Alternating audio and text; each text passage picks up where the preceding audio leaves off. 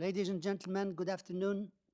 During the declared emergency, Committee of Adjustment virtual public hearings are being conducted by electronic means through WebEx, an online digital platform, and streamed on the Toronto City Planning YouTube channel. These measures are necessary to comply with physical distancing requirements and in-person attendance limitations. My name is Isaac Lallouz, and I will be chairing the hearing. Panel members participating today via WebEx and can be seen and heard are Ms. Sankar, Mr. Tarodi, Mr. Bartolo, and Mr. Klassen. City staff will be assisting us throughout the meeting, including moderating the WebEx platform. Participants who have registered in advance will be able to make the presentation to the committee using the said WebEx. Anyone wishing to view the hearing may do so by watching on YouTube. These participants will be connecting by their computer, a phone, tablet app, or by telephone. All participants will automatically be muted on entry. When your item is called, each participant will be unmuted by the moderator, one person at a time.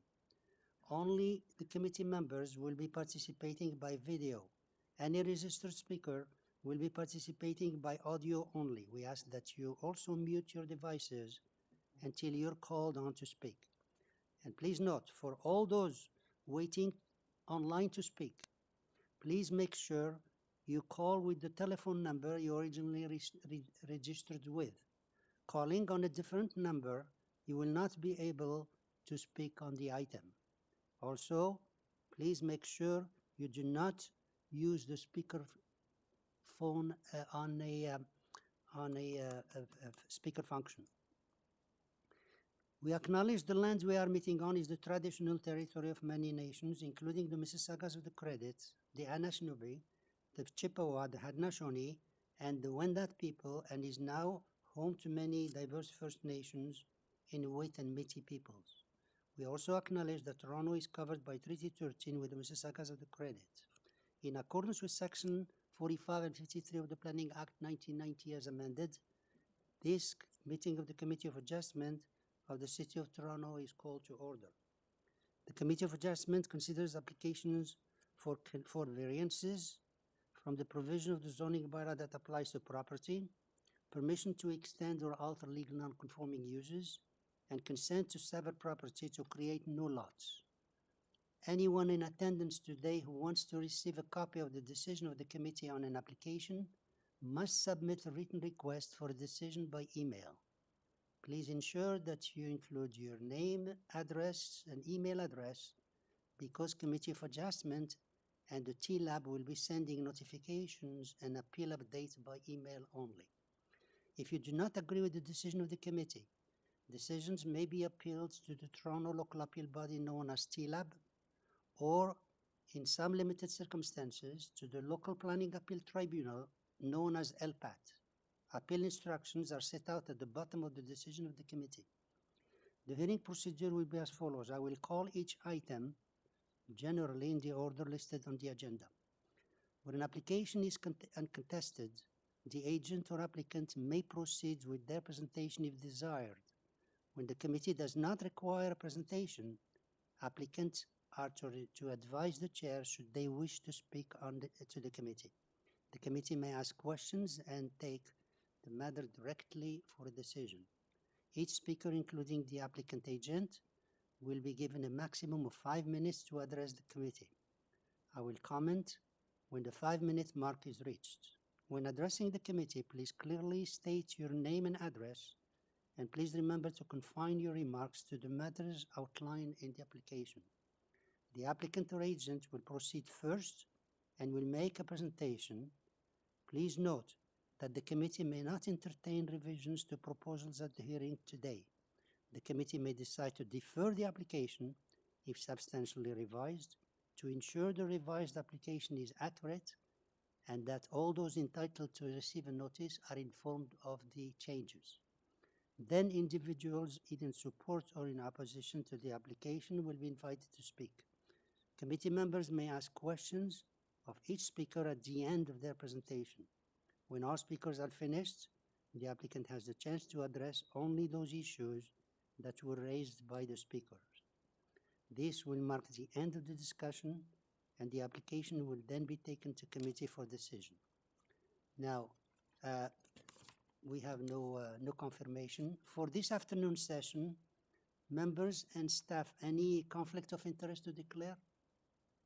No? Okay, we have a request here for a deferral of application number 34. Application number 34, we have Gianni Regina. Are you there? Yes, I am. Good afternoon.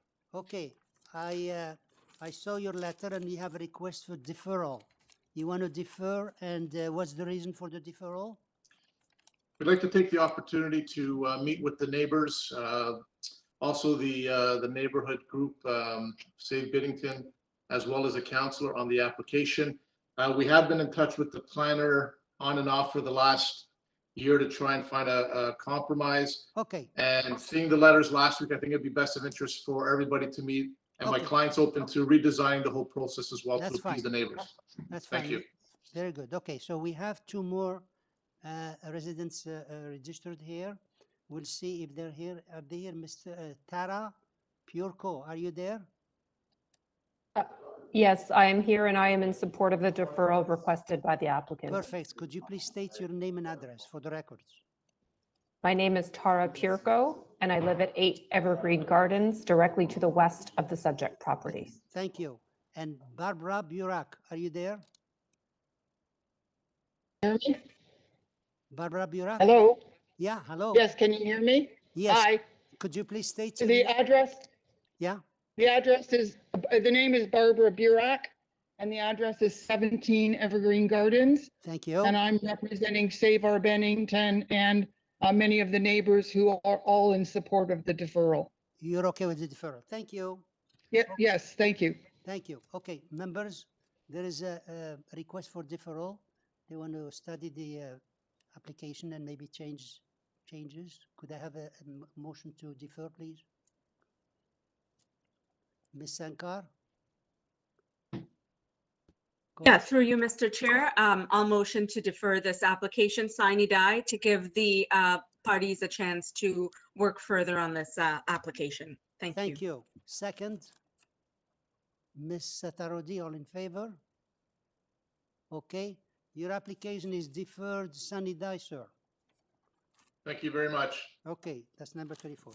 Okay, now on the agenda, we were supposed to look at the number 20, and we were requested to have one item heard now, which used to be number 32, and we'd like to hear number 32, and that will change to the members. That will change the sequence, and I'll be mentioning as we go along.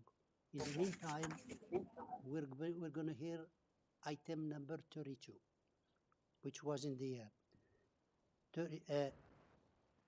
number 2, Champagne Drive. Is the applicant there? Yes, I am. Thank you. Could you please state your name and address for us for the records? My name is Robert Walter Joseph with Gladkey Planning Associates, representing 2 Champagne Drive in North York. Okay, we don't have anybody else registered here except, oh no, we have the one, the councillor is recorded here. Before we didn't have anybody, and that's why we Mr. Chair, there actually are 2 people that want to speak with this file, an area resident and the councillor. More one? Yeah, I had only, okay, so there's another one. Okay, so okay, so please give us a presentation and then we'll hear from the other speakers. Okay. Thank you, Mr. Chair, and thank you, members of committee. So the owner had received an approval 3 years ago from the Committee of Adjustment for temporary relief regarding the parking that was needed due to a holding designation on the site, which dated back to the 1980s under the old North York zoning bylaw. There have been no issues regarding the parking on the site over the past 3 years since granting that approval. This exemption now needs to be extended for the continued operation of a number of medical office uses on the site, some of which are linked to addressing the COVID-19 pandemic. The proponent has been involved with the Duke Heights BIA, who have been engaged in a process to fast track the harmonization of the citywide bylaw 569/2013 for the area to assist in advising the city in this process, which would include lifting the specifics of the holding provision. We understand that this process is still ongoing, and this current variance seeks to utilize this site within the city's employment area primarily for office uses, which we believe is appropriate. We're looking to the variances for retail uses specifically, which we provided a supplementary submission to recognize wider limits applying to retail areas within the city's employment area designation. This is provided in response to comments from city planning. So we're seeking these permissions to a max GFA of 5,000 square meters until this can be properly addressed through a process to lift the H in the future. We've met with city planning regarding their comments. We met with them on February 4th, and the proponent understands and will engage with community planning in the process to lift the H, applying to the property. Also advisory to the committee, the client has entered into a 20-year lease agreement with the North York General Hospital for the operation of a medical office associated with an outpatient facility for the hospital on the site. Further, the proponent advises that their site is a potential site for the city's COVID immunization response. Because of the unique configuration of the building, it's a multi-tenant building. It's an office employment plaza, and owing to the lease agreement specifically, and hoping to not have to come back during the pandemic to address minor modifications as required by some of the medical facilities on site as they respond during the pandemic. We're seeking to have these variances be flexible in order to recognize the configuration of the GFA on the site and also to extend for the life of the lease with the North York General Hospital. The proponent advises that despite the 2018 approval, they're also still required to demonstrate parking when going through permitting for specific units on the site. And so the variance regarding hallway spaces is sought also to clarify and exempt hallway areas from any parking calculation. Overall, the site permits an FSI of 1.0. All uses on the site are within the overall density requirements for the site. There have been no complaints regarding the parking or uses since the 2018 temporary approval. With this, we are now seeking the extension of this exemption for the continued operation of medical uses on the site. Thank you. Thank you. When you say seeking exemption, you're referring to the condition temporarily. You don't need it. All you need is the two variances approved. And if there is any problem in the future, you can still bring it to the committee. Is that what you're saying? That's right. We're looking for the two variances to be approved. And in specific, we will be addressing the H with community planning. Okay. And yeah. So it's basically increasing the sites with 5,000 square feet only, square meter, to 15,000 square meter because 10,000 were already approved in 2018. That's right. And also looking to clarify in response to city planning's comments regarding retail uses. Yes. We're not seeking any retail uses over and above 5,000 square meters. Right. So it's to provide for that flexibility within the 15,000 and specifically to limit retail uses to 5,000. Yeah, that's okay. That's what just to, we'll come back to you after we hear from the, we have the councillor here. Councillor, are you there? Thank you, Mr. Chair. Is the councillor there? Yes, the councillor is here. Okay, Mr. Pasternak? Thank you. Thank you very much, Mr. Chair, members of the committee. I hope everyone is safe. I'm here to talk today and depute today in support of this application. This site at 2 Champagne is a vital Toronto medical asset, and on a day-to-day basis, it saves lives. It has taken on many of the medical services and procedures that our hospitals are not able to deliver during the pandemic. And it has also taken on the important role that the Branson Urgent Care Center provided years ago that was closed by the previous government. Well, thousands needing a minor medical procedure have been devastated by the delay, postponement, or cancellation of their procedures or their tests. The Champagne Center has been there to help them through that and give them hope. As a local councillor, I have never received any complaints, not one, about parking capacity, parking on the street. I have visited the site on numerous occasions and saw dozens, if not hundreds, of empty parking spots. The owners of this facility and managers are excellent corporate citizens doing good things in our community. So it is true that staff have raised some doubts here, but I can say that the applicants are not asking the sun and the moon. They're asking for variances, and they're simply asking for more time. The Champagne Center, as mentioned, is currently engaged with the North York General Hospital to accommodate extra services, including but not limited to cardiac and bone nuclear scanning. These are vital medical procedures, and this will save lives in the pandemic and save lives at the Champagne Center.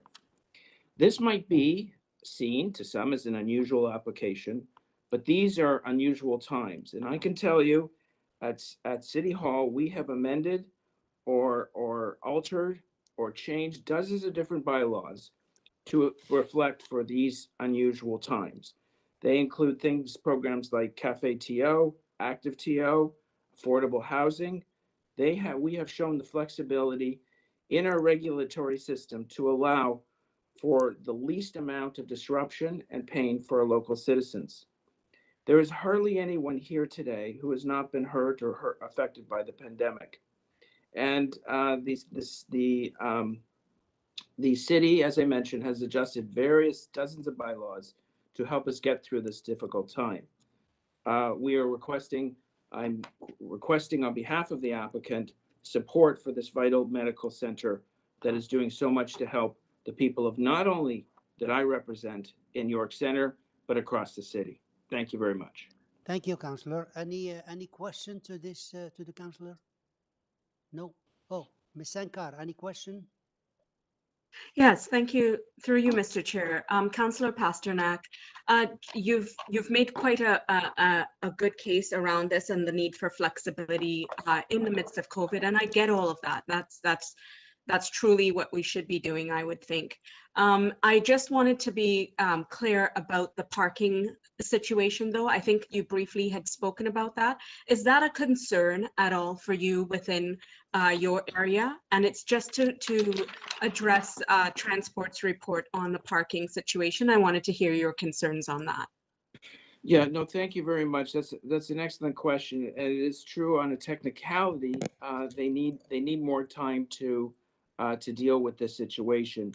But as I said, I can assure you that if people had a complaint about parking at this facility, our office would certainly hear about it, and we'd certainly hear about parking challenges across the area I represent.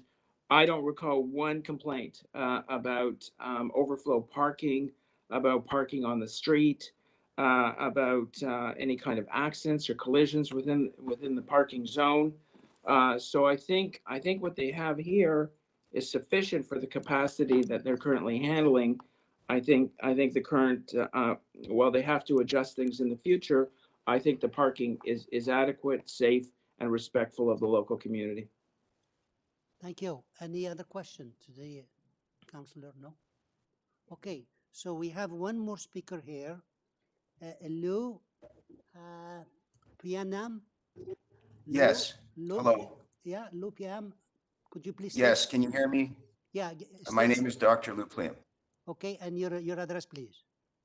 Yes, I'm from 2 Champagne Drive, Champagne Center. My name is Dr. Lou Pliam, and I hope you can hear me well. We hear you. And I'd like to thank the committee.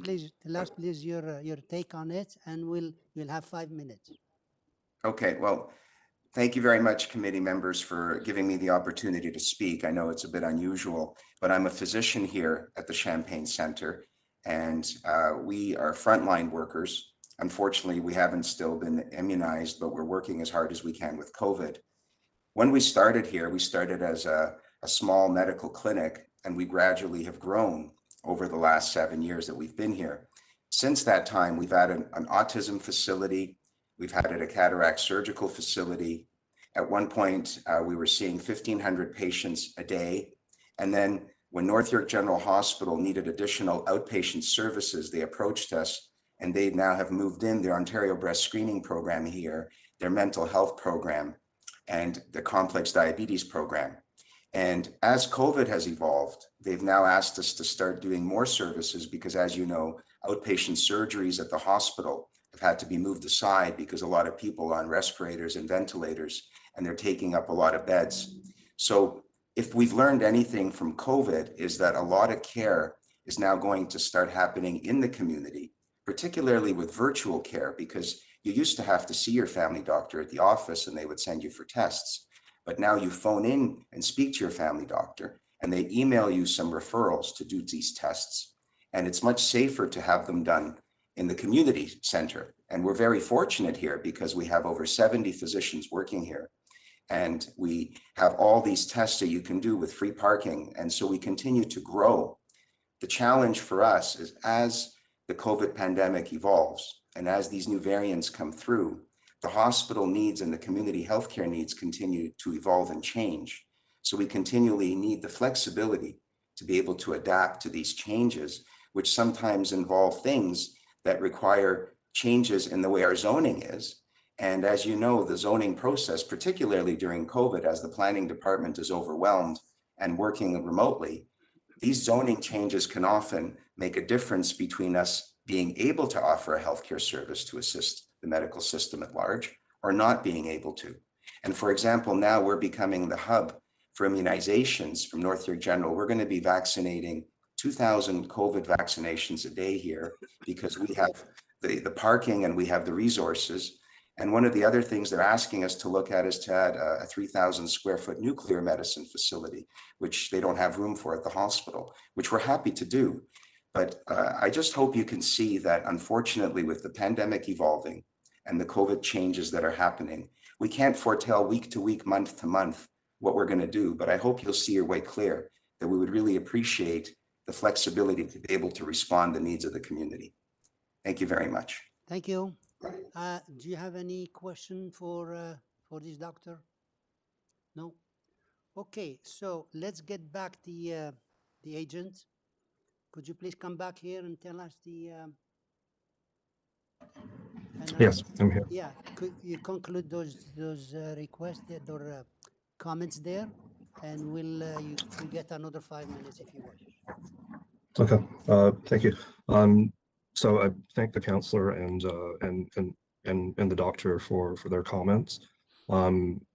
As you can see, that there's some need for flexibility going forward in terms of what's specifically requested. I think the variances as they're structured to recognize the office, medical office uses within the 15,000 square meters of GFA would provide that.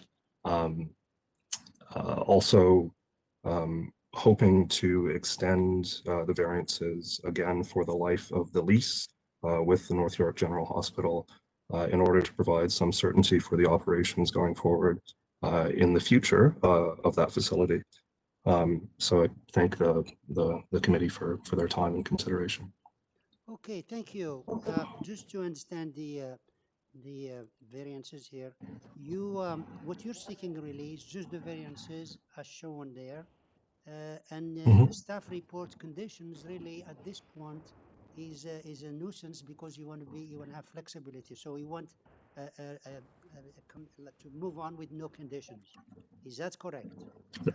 That's correct. Yes. Okay. Well, the transportation that I've seen, I'm surprised because the transportation in their report of January 2018 did accept the parking, saying that the peak demand was 230 plus 70 for the proposed for the site there. That means 300. They kept using different bylaws to arrive at number keep oscillating between 360 and 400, and they said the 450 that you're providing are above what's required, and and today they're saying they want another study.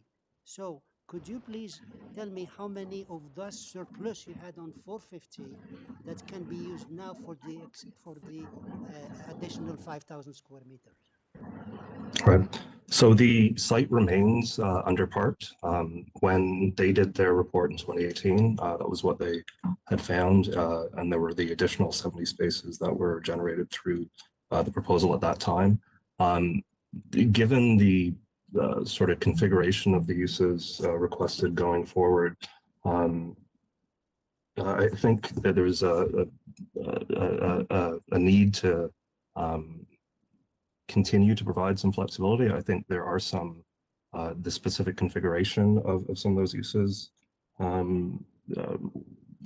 may result in slightly different parking yields. To my knowledge, there have not been any issues regarding parking on the site, and there has not been any major change in the configuration of the property. So, yeah. By the way, just a question. This is along Finch. How is the public transit? Public transit is provided along Finch. There is the new subway just to the west at Kiel also. Okay. So there is a bus connection to the subway. Okay, thank you. I guess that's one of the reason you don't have any problems on the site, like the councillor says. Okay, any questions Right. for Plus, for the applicant? Mr. Bartolo? Yeah, just for the applicant, how did this happen in the first place? Like, this is a little mind-boggling that it's gotten this far, and in the past 3 years, nobody's responded or followed up to clear this up, and everybody's asking for reports in the last week now. Like, I'm sympathetic towards it, but and we're gonna have to make a decision in one way or another. But yeah. I just want to know what went wrong in this whole process. So following the approval in 2018, the client had engaged with Duke Heights BIA, which was looking to, so the zoning for the area, the site is not zoned under the citywide zoning bylaw. So the bylaw currently applying to the site dates back to the 1980s. So part of the efforts and the work program that the Duke Heights BIA had advanced was a consideration of the requirements owing to the H of all properties along Finch Avenue, and looking to harmonize the uses contained within the bylaw with the wider citywide bylaw. So the client had engaged in that process, knowing that that they would be required to address the H as raised in the last staff report. This process has moved forward, but I think got a bit hung up in the past year. In addition to that, there have been some changes specifically relating to the use of the site as it relates to the North York General Hospital and other uses involved in the COVID-19 response. So to that end, the client over the past year, because there've been some changes in terms of their long-term plan for the site. So they have not immediately prepared and advanced applications to that end. Also, which is why we're asking for some flexibility going forward. We will, or the client has indicated that they will move forward to advance the H condition applying to the property in order to provide those permissions for the full 1.0 FSI permitted on the site. But again, just coming out of their current response, I think they would like to be able to take some time in order to prepare, knowing the specific configuration of uses that they would like to see on the property in the long term, and being able to provide. So you're seeking relief from parking right now while you're looking to lift your holding permission in the future. That's right. Yeah. Okay, I get it. Okay. So any other question? If not, can I have a motion, please? I'll put forward a motion, Mr. Chair. Ms. Sankar. Oh, Ms. Sankar was first. Oh, Mr. Chair, there's a typo in the first variance. There's an extra 0, and in the fourth line up to it should be 15,000, but because there's an extra zero, it's up to 150,000 square meters. So maybe we could just correct that before we approve what we may not wish to approve. Thank you. Thank you. I see, it takes a professor to find out that. Okay, so with that correction, do we have a motion? Can I have a motion, please? Ms. Sankar? Okay, before I make my motion, I wanted to say that, I mean, COVID has brought us here to, a country and an international community of unprecedented times. And as such, I've also seen quite flexible programming changes municipally, provincially, and across Canada. And I think that it also would apply to our assessment of, minor variances and bylaws, how they apply in the event of trying to address the needs of the community. And that is something that we have to consider when we are making our decisions around development, sustainable development, and development that actually meets the needs of the community as well.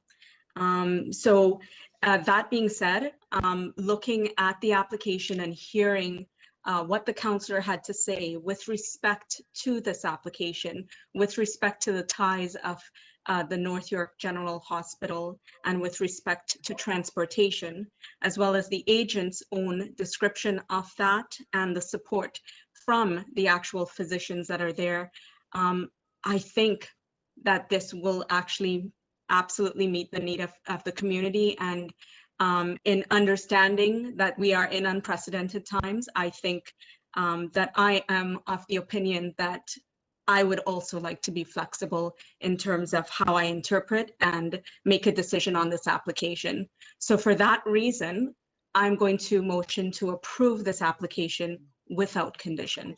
Thank you. Second? Mr. Bartolo, all in favor? Opposed? Ms. Atarodi opposing. So the application is approved with no conditions. Your application is approved subject to no conditions. Okay? Thank you, committee. It's your fault. You made a good presentation. Thank you.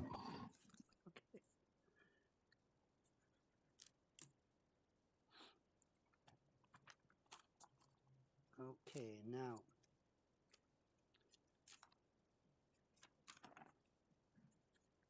Now, members, remember this this one here moved to number 20.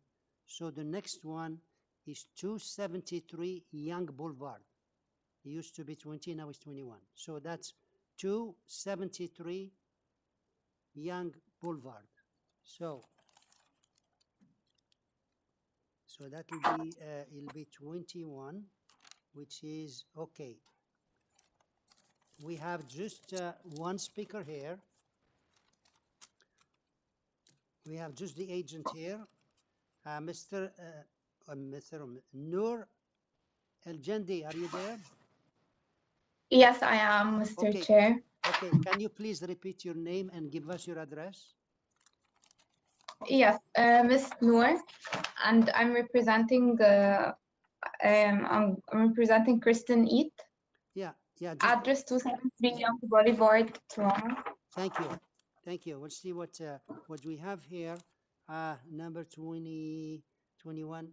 This is to build the sunroom to the rear and a front porch, 4 variances. That's it. We don't have any other speakers. Members, do we need any presentation here? No? Okay. So would you like to say something else to the committee before we move to the decision? No, I'm just looking for your approval. We have the neighbors' approval. Okay. On both sides. Okay. Okay. That's it. Thank you. Can I have a motion, please? Ms. Atarodi? Yes, to you, Mr. Chair, I would like to put forward a motion to approve this application with no condition. Thank you. Second. Mr. Klassen, all in favor? Okay, your application is approved with no conditions. Thank you very much, Mr. Chair and committee members. 50 Old Colony Road, which used to be 21, is now 22. So, 50 Old Colony Road, we have here 3 people registered, the agent and 2 more speakers. Miss Evangelita, are you there?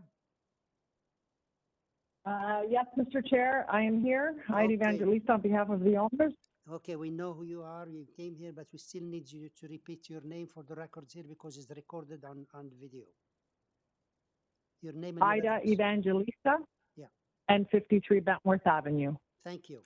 Yeah, we have 2 more speakers here, and therefore we need you to make a presentation, and I'll give you 5 minutes to start. Okay. I'm just going to briefly go through all the variances. We have worked very closely with staff. As initially, when we started, they did have concerns. We'll start with variance 1, the proposed maximum height of 12.48. As you can see, what we've done is there is articulation at the front of the house, and there's different levels of the roof line. That 12.48 relates to the middle of the home, as the roof line is higher. However, without these roof features, the height of the dwelling would only be 11.86, and we are permitted 11. Our side main wall heights, so what they've done is the interpretation of the zoning examiner, they've taken the main wall height to the top of the molding right below the roof line. However, if we take it to where the eaves will be, we will have a main wall height of 8.47. However, in this particular situation, again, to add articulation and some interest to the front elevation of the home, we've included some nice banding to break up the different levels of the home. We do have a first floor variance for established grade. But as you can see from the front elevation, we only do have 1 step. That is strictly due to the topography of the land. But there is, it's 1 step from the driveway and 1 step into the front door. And our rear yard setback, we do have a rear yard setback of 7.50. It's rather interesting on this particular property because we do have the owner who is a swimmer. She swims every single day. That's why we are proposing the pool house that we have. And now that 7.50 is strictly only for behind that pool house. And there will be trees that will be added. It will be landscaped quite nicely. However, if we take a look at the site plan, or even, just how it articulates where the different dimensions are, from the breakfast nook, we have a rear yard of 32.30. From the main wall, 35.37. So again, that 7.50 is just for that small portion of that pool building, and which is very important to the owners of this home. So that brings us to our lot coverage, right? So our lot coverage, and if you look in the submission that I provided, if you go to, there's actually, I provided a building coverage breakdown. So we are asking, we have brought it down quite a bit. We are asking for 34.14.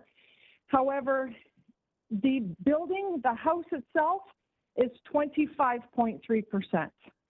The pool contributes 6.6%. And then because we have below grade parking with coverage on top, like partial part of the home on top, that contributes to coverage also. So there's 2.2% of the below grade garage that contributes to the coverage. However, the house itself is 25.3%. And, and the building where we have the indoor swimming pool, is 6.6%. So we have brought it down a considerable amount. The home itself, you know, from the street line, the footprint, you know, the 34.4 is indiscernible from the front of the home, because that's what you're seeing. You're seeing the home, and with the articulation and the different levels of the home, you know, it does create interest, and you don't have this massing.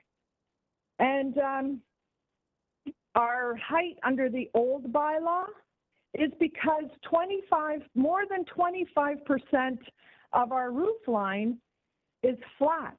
So therefore it's taken to the top of the roof. And again, you know, under the old bylaw, from the center line of the road, you know, we have 99.75, whereas from the established grade, it's 99.65. So it's a skew.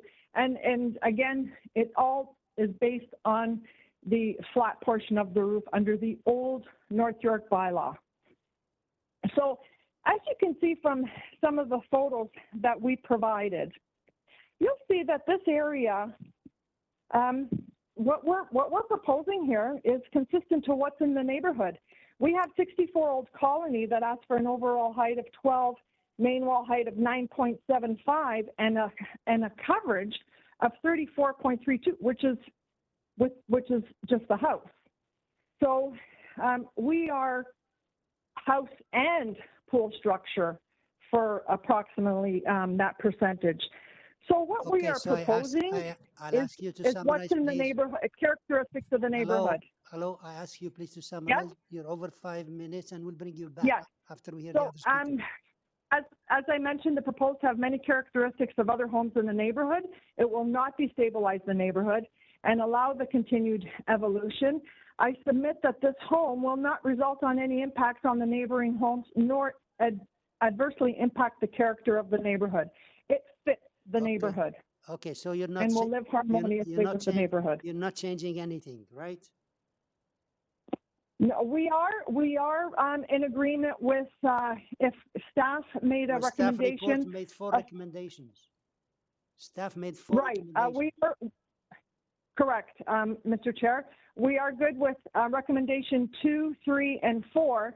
But as I broke down the lot coverage, you know, it was the home itself is 25.3%. Okay. The pool, you know, and part of the below grade garage adds to it. Okay, just want to understand. Bringing down the pool house is fine. Okay. So number 5, variance number 5, you're not touching. Okay, we'll bring you back after we hear from the other speakers. Okay. Next speaker is Suzanne Gilbert on behalf of Edward Gilbert. Are you there? Mr. Chair, it does not appear that Susan has joined the call. And if she has, it's not under the phone number she provided, Committee of Adjustment. So at this time, Susan is not present on the call. She's not there. Okay. So the next one is Sarah Musavi. Are you there? Sarah Musavi?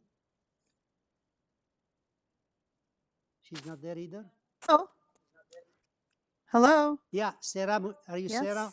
Yeah, we're here. Okay. I'm here. Susan Gilbert is here, and Eddie Gilbert is here as well. Excuse me, you're cutting off. Could you please speak to the microphone on only one device open? Yeah, just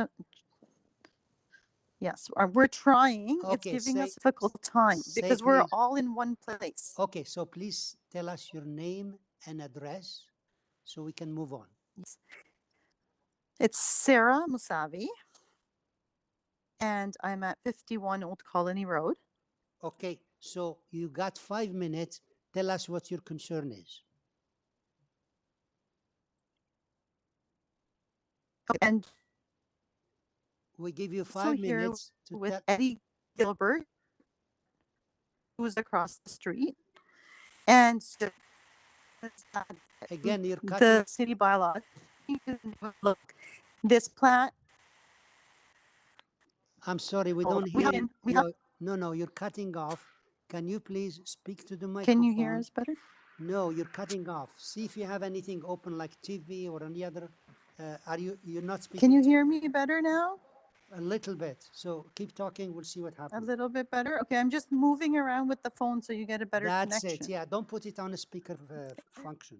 Yeah, it's not on speaker, sir. Okay, so The please go ahead. reason we're all here, all the neighbors are gathered together and they all object to this, not just the size, but the size of the pool, the height of the space, and the configurations, because that pool size is like an Olympic pool. There's nobody in this neighborhood who has an 80 feet long pool. Impossible. I have one in my house. It's 10 feet long. That's a huge difference between an 80 feet pool that's an Olympic size, which is an outdoor enclosed building. They haven't included that building space in the size of the home. That's it. And the height of the home is going to overshadow the neighbor next door, Eddie Gilbert, and he's here too, but he has a vision disability. So I'm going to pass the phone to him, sir. Hello? Yeah, Mr. Gilbert, Yes. You were listed here. Could you please tell us your name and your address? Edward Gilbert, 56 Old Colony Road, Toronto, M2L2K1. Thank you. So tell us what your concern is. Well, first of all, the documents that the applicant sent in are incorrect. On the pictures of the different houses, they're showing 54 Old Colony Road. There is no 54 Old Colony. There's a 56 Old Colony Road. They should know better because they were here many, many times. And the picture that's shown for 54 Old Colony is not the picture, which is 56 Old Colony. It's 51 Old Colony. If you take a look in the pictures, 51 Old Colony is shown twice. So what they did is they misrepresented the situation by showing a different house under 54. Now, 54 is a one-story house from the outside, which is directly adjacent to number 50. It's the next house over. And they didn't show a picture of the house on the other side, which is number 46. That house is also a bungalow. So what you've got is a bungalow on each side of this house, and they want to go to 41 feet, which is crazy. Also, they're showing number 64 at 33% coverage and in excess of 12 meters. I'm not aware of that 33% coverage because I looked back and I had the planner look back to see if there was a committee of adjustment hearing for that house, and there wasn't. Now, if there wasn't, how could that house be 33% coverage? I think it's incorrect unless there was a hearing. And as far as I know, staff said there was no houses at 33%, and they're showing it is, which is a misrepresentation. As far as the setback in the back, they've got a setback of 7 feet, should be 18 feet, which is totally ridiculous. And the lady said that it's only a small portion. It's not a small portion because that building is 80 feet long. Not only is 80 feet long, but it's got to be 30 or 40 feet wide, which is half of the lot. Okay. Thank you. Just a second. Okay. We'll see if there's any questions. Do you have any questions for these gentlemen here? And also Suzanne, Suzanne Gilbert. That's my daughter. Yeah, right. And also Sarah Musavi, she spoke before, and this is gentleman now. Do you have any question for any of those people? No questions? Okay, so we'll get back the applicant. Ms. Evangelista, could you please address those concerns? Yes, Mr. Chair. Firstly, I would like to apologize to Mr. Gilbert if there is a typo on the submission package. It's not the intent to be misleading in any which way. Sometimes typos do happen. But if you will refer, so the pool, as Ms. Musavi mentioned, that it is quite long. There are pools in the neighborhood. You'll see 47 Old Colony, 91 Old Colony. They both have indoor pools that are attached to their homes, which again also contributes to coverage, but it was probably most likely built at a different time. Now, in speaking to Mr. Gilbert, and I do want to add through you, Mr. Chair, and to the members, I did reach out to the neighbors. We hand-delivered packages to the neighbors, and I would have greatly appreciated the opportunity to sit and meet and talk to the neighbors to review the variances. But no one reached out to me. But that said, that's fine. The pool, you know, it is a large lot. The rear yard variance does only relate to that pool structure at the back. The pool structure is approximately 7 meters in width. As I mentioned earlier, majority of the rear yard, from the breakfast nook, it's 32 meters rear yard setback, and to the main wall, rear main wall, it's 35 meters to the rear yard setback. So, you know, in speaking to that, and as I mentioned, there will be, you know, it will be beautifully landscaped. There are homes, you know, moving in the direction of regeneration in this particular neighborhood. We drove along the street, and you'll see even from the packages, and my apologies again for the air, and the most recent 64-old colony that was at Committee of Adjustment with approximately 13 variances that received 33.32 for the house itself, which is quite large. Our house is only 25%. So, and you know, yes, we do have a pool, in-ground pool, in a covered structure. But as I mentioned, this is integral for the owner. She is a professional swimmer. This is very important for her. If the pool structure were to cover majority of the lot, then yes, I can understand the dissatisfaction. However, majority of this lot will have 30+ meter rear yard setback, and it's only for that small portion. And I may add that the coverage does also include a portion of the basement too. And that's why we are asking for the 34%.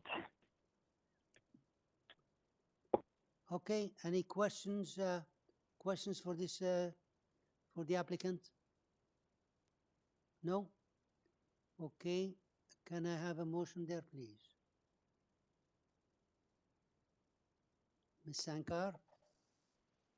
Okay, through you, Mr. Chair, you know, I've listened intently to what the deputants had said, but in terms of what the agent has explained about the needs of this particular owner, the fact that the house is at, you know, the minimal percentage that is necessary, and that the pool itself is not taking up the entire of the region of the backyard, I'm prone to accept, therefore, the percentages that were provided by, sorry, the actual FSA that was presented by the applicant. And so for this reason, I think I'm going to put forward a motion to approve the application, and I will motion to approve it, and it will be subject to the staff report, and only 3 conditions of that staff report, and that's the February 3rd, 2021 staff report, that the pool building as shown on the building area diagram be constructed to a maximum height of 5.5 meters to the highest point above the average grade, that the building height be developed substantially in accordance with the east and west elevation drawings attached to the report, and that the proposal be developed substantially in accordance with the rear yard setbacks for the main dwelling and indoor pool structure as shown in the site plan drawing. And that's my motion. Very good. Okay, so the motion is to approve the application, and with only 3 conditions of this from the staff, 4 conditions.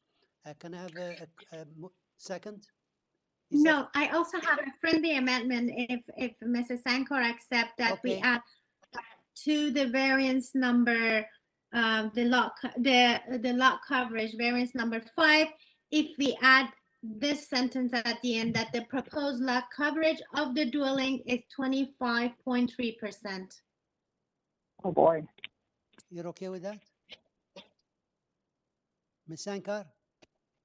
I'm going to say no because I'm not sure I'd have to ask planning if that is something that's okay to say, because I accept the fact that the actual home is a specific percentage, and I've already said that it is. That was the number that had been presented to us, but What you're saying is the house? I would like to ask planning if they have a problem with saying that, if that Well, impacts if anything. you know what the limit of the building, if it's 25%, then you limit to that building, but we don't know if it's 25%. But Mr. Chairman, Mr. Chairman, the building department may take that as they're only permitted that certain percentage. I wouldn't recommend breaking it down into two. No, okay. Yeah, that's what's so. Okay. Okay. So no, my motion then stands. All right, so the motion is to approve the application subject to the staff recommendations, 3 out of 4, and I need a seconder. Do I have a seconder, please? Mr. Bartolo, second. All in favor? Opposed? We have 2 opposing parties here, 1 and 2. Okay, well, I think in this case, I saw the motion is reasonable, and especially when three out of 4 variances have been included in the motion, I like to join the motion and approve the application as moved. Okay, so Ms. Evangelista, your application is approved subject to those 4 conditions, okay? 3 conditions, sorry. Thank you, Mr. Chair, members. Thank you. Okay.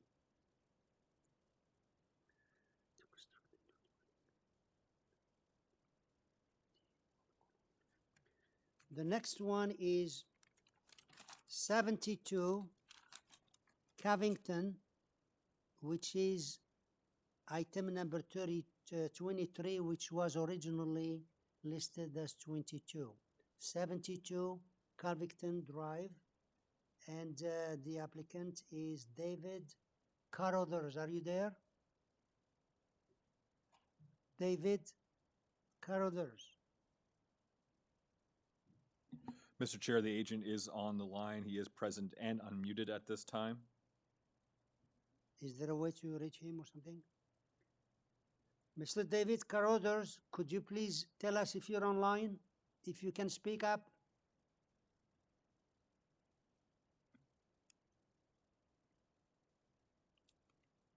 Okay, maybe we'll hold this one, move to the next one. Okay, we'll move to the next one. Give him one more chance. Mr. Carruthers, we're going to hold your file for a moment. If you want to leave the WebEx meeting, then rejoin. That could solve the voice problems you're having on your end. Okay. 297 Young Boulevard, which is 24, application used to be 23 before, and that is 297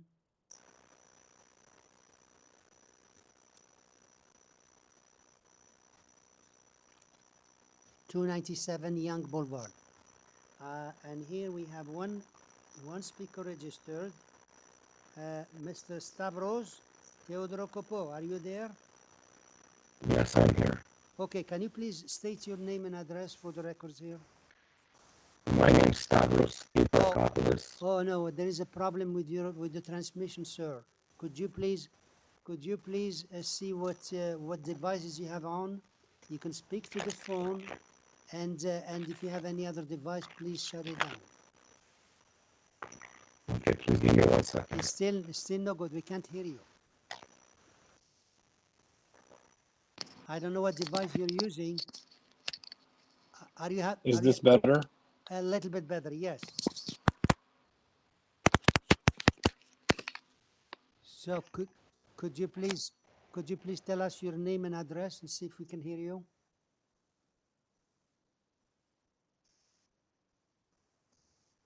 Mr. Theodore Dakpo, are you still there? Yes. Okay. Yes. Can you hear me now? Yeah, we hear you. So please state your name and address. Okay, I'm sorry about that. My name is Stavros Theodorakopoulos from 2 Black Court in Aurora, Ontario. Okay. Speaking for the owners. Okay. All right. So let me just see here. We have, there's no other speaker. I'll see if the members need any presentation. Do we need any presentation here? No? Okay. So we don't need any presentation, and we'll take the matter directly to the committee.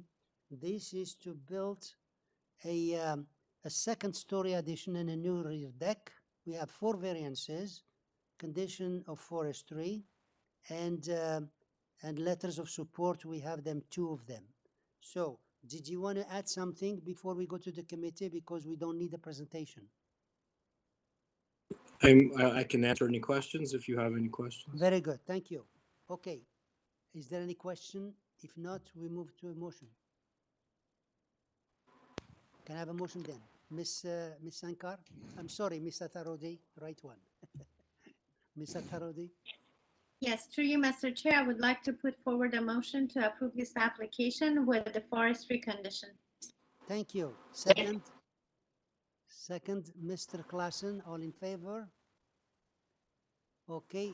Your application, sir, your application is unanimously approved, subject to forestry, okay? Thank you very much. Okay, we go back to item to the 72 Covington. Are you still there, Mr. David Carruthers?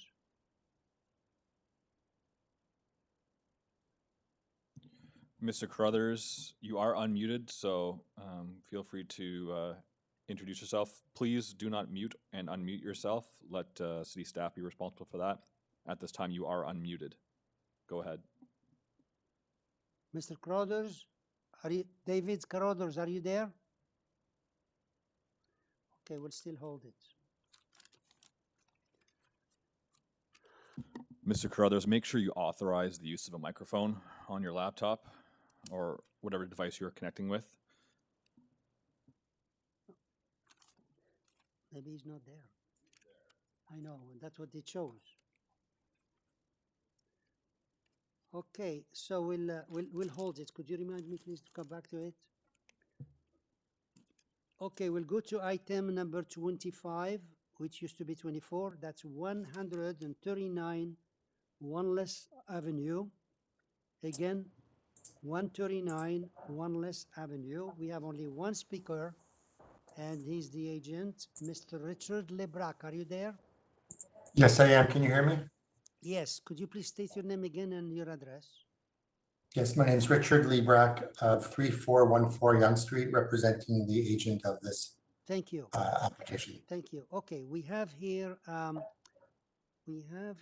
like to build a new rear deck, 1 variance and 1 letter of support. So I'll see if the members need a presentation. Do we need a presentation? No? Okay. Mr. Lebrac, do you want to say something else? We want to go straight to the committee. Let's go straight to the committee unless you have any questions. Thank you. Okay. Question or motion, please? Can I have a motion on this one, Mr. Bartolo? Thank you, Mr. Chair. I'll put forward a motion to approve this application. Okay. Second, Ms. Sankar, all in favor? Okay. Your application is unanimously approved, sir. Thank you. Have a nice afternoon. You too. Okay. Next one is 8 MILLGATE Crescent. Used to be 25, now it's 26. And here we have 2 people registered here, the agent and another one. Mr. Nicole Parr, are you there? Yeah, Miss Nicole Parr, I'm here. Nicole, sorry. Mr. Chair, members, Happens all the time. before we go any farther, Yeah. The local area resident that was scheduled to speak is not present on the call. Changmir is not there. Correct, they are Okay. not present. Okay. Okay, so Miss Parr, you're the only one online here. Okay. I'll see if the members need the presentation. This is to build a new dwelling, 6 variances. There is no other thing I have here. So do we need a presentation? No? Okay. Ms. Parr, we do not need a presentation except to ask you if you need to talk to the committee. Otherwise, we'll move on to the decision. I do not. Please move on. Thank you. Thank you. Can I have a motion, please? Mr. Bartolo? Thank you, Mr. Chair. I'll put forward a motion to approve this application, provided that it's developed substantially in accordance with the side exterior main wall heights as shown on the north side elevation and the attached drawings, and subject to the conditions noted in the forestry memo. Okay. Second? Mr. Klassen, all in favor? Okay, so your application is approved, subject to those conditions, okay? Yes, thank you very much. Bye-bye. Okay.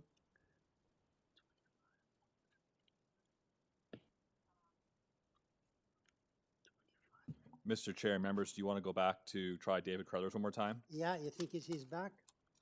Okay, we're back to item number 23, which is 72 CALVINGTON. Mr. David Crothers, are you there? Yes, I'm here, Mr. Chairman. Can you hear me? Okay, please tell us your name and your address, please.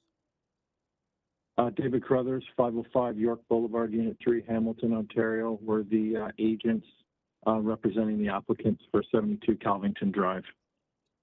Thank you. That's number 23.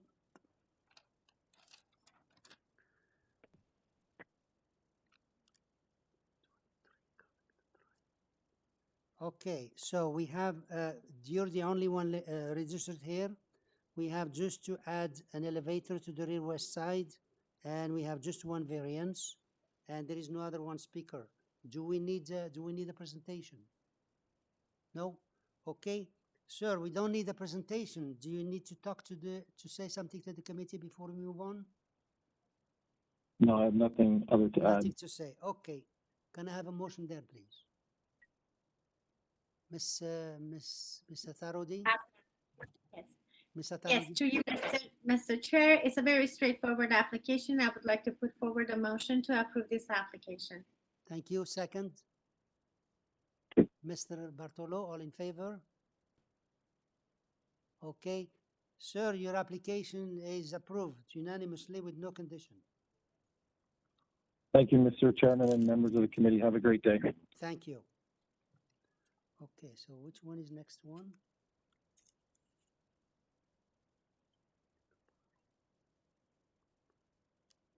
The next one you added 2 speakers there, right? Okay. All right. Item number 27, which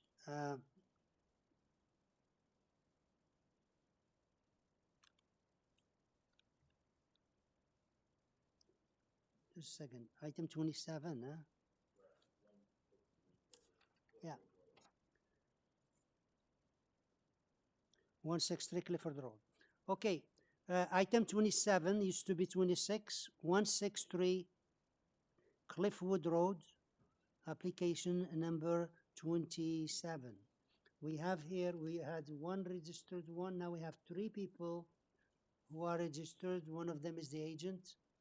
And here, Mr. Chair, yeah. Looking at the list of people that are participating in the meeting, I do not see the 2 late registers. Okay, so there's only just one speaker, huh? Correct. Okay, so we have just the agent here, and this is Shwangim Nian. Are you there, please? Hi, good afternoon. This is Shanchen Yan. I'm presenting for the address 163. Okay, just give us, please, give us your own address for the records here. Okay, so the address is 163 Cliffwood Road. Yeah, that's the application. Okay. Yes. All right. And there is no other speaker here.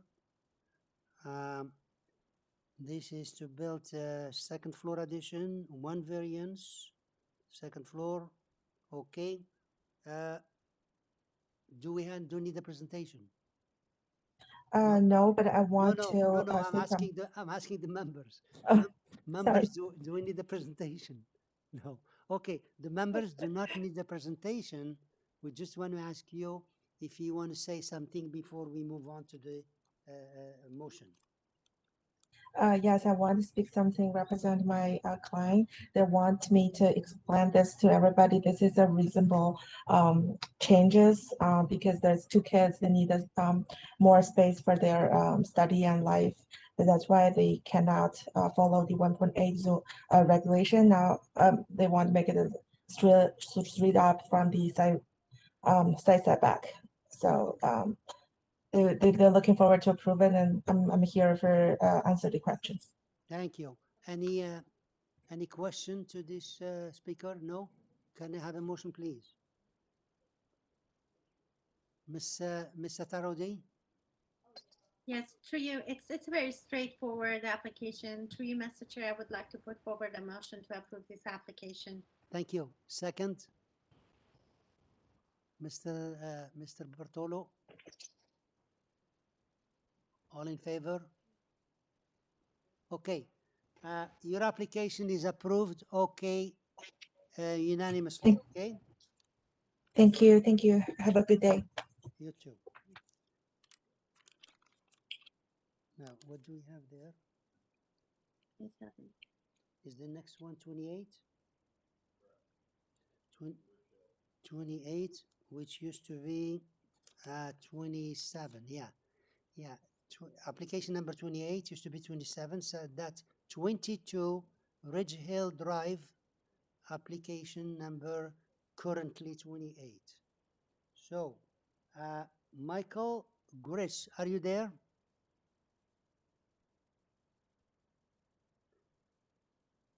Mr. Michael Grish, are you there?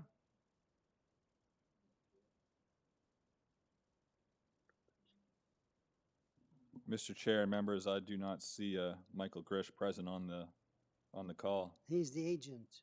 Correct, he is the agent. He does not appear to be present, at least with the phone number he's provided or logging in under his own name. How about the other speaker is here, but we... Members, yeah, it does remind myself. said, Ian Robertson actually is the agent for the. agent, He's gonna be looking after the file now. Go ahead, Ian. Yeah, it said here agent, so she's the only one, huh? Okay, Ian Robertson, are you there? Yes, I am, Mr. Chair. Okay, are you the agent here? Can you please tell us your name and your address? Yes, I'm Ian Robertson. I'm the agent acting on behalf of the owners for 22 Ridgevale Drive. My address is 20 Rivermead Road in Concord. Thank you. So let's see what we have here. Just to build a second story addition, one variance. Do we need a presentation? The other speakers build out? No? Okay. Sir, we don't need a presentation. And would you like to say something to the committee before we move on? I don't need to say anything, but happy to answer any questions the committee might have. Thank you. Can I have a motion, please? Ms. Sankar? Through you, Mr. Chair, I think this is a simple application as well, and I'll put forward a motion to approve this application. Thank you. Second? Ms. Tarodi, all in favor? Okay. Your application is unanimously approved. Thank you, Mr. Chair. Okay, now 29, which is next is Sunbeam, right? Next one is 20 Sunbeam Avenue, which is application number 29, used to be 28. So 20 Sunbeam Avenue, Mr. Christopher Aaron Idwan, are you there? Yes, Mr. Chairman, I am here. Could you please state your name and address? Yes, Mr. Chairman and members of the committee. My name is Aaron Idoween, and formerly at 321 Witchwood Avenue, and now at 101 Wembley Road. Okay, you're here for the application on 20 Sunbeam, is that correct? That's correct. Okay, so I'm the agent of the owners. You're the agent only. Yep. Okay, we have just the agent registered here. Do we need presentation? No. Okay, we don't need any presentation. Do you want to say something to the committee before we move to the motion? No, but I'm happy to answer any questions. Thank you. Thank you. So we have here to construct a new dwelling, 5 variances, and letter of support signed by 7 neighbors. Now reduced variance now you reduced the height, the variance number 1, from 1051 to 10.3. Is that correct? That is correct. Which also affects variance number 5. I believe it eliminates the need for variance number 5. Andrew, which also deals with. Andrew, if you could go through each variance then and alter the ones that you have planned to alter, so that they're officially read into the record for members and yeah, for they have to put it in records. You changed one and that removed one. So please go over the variances.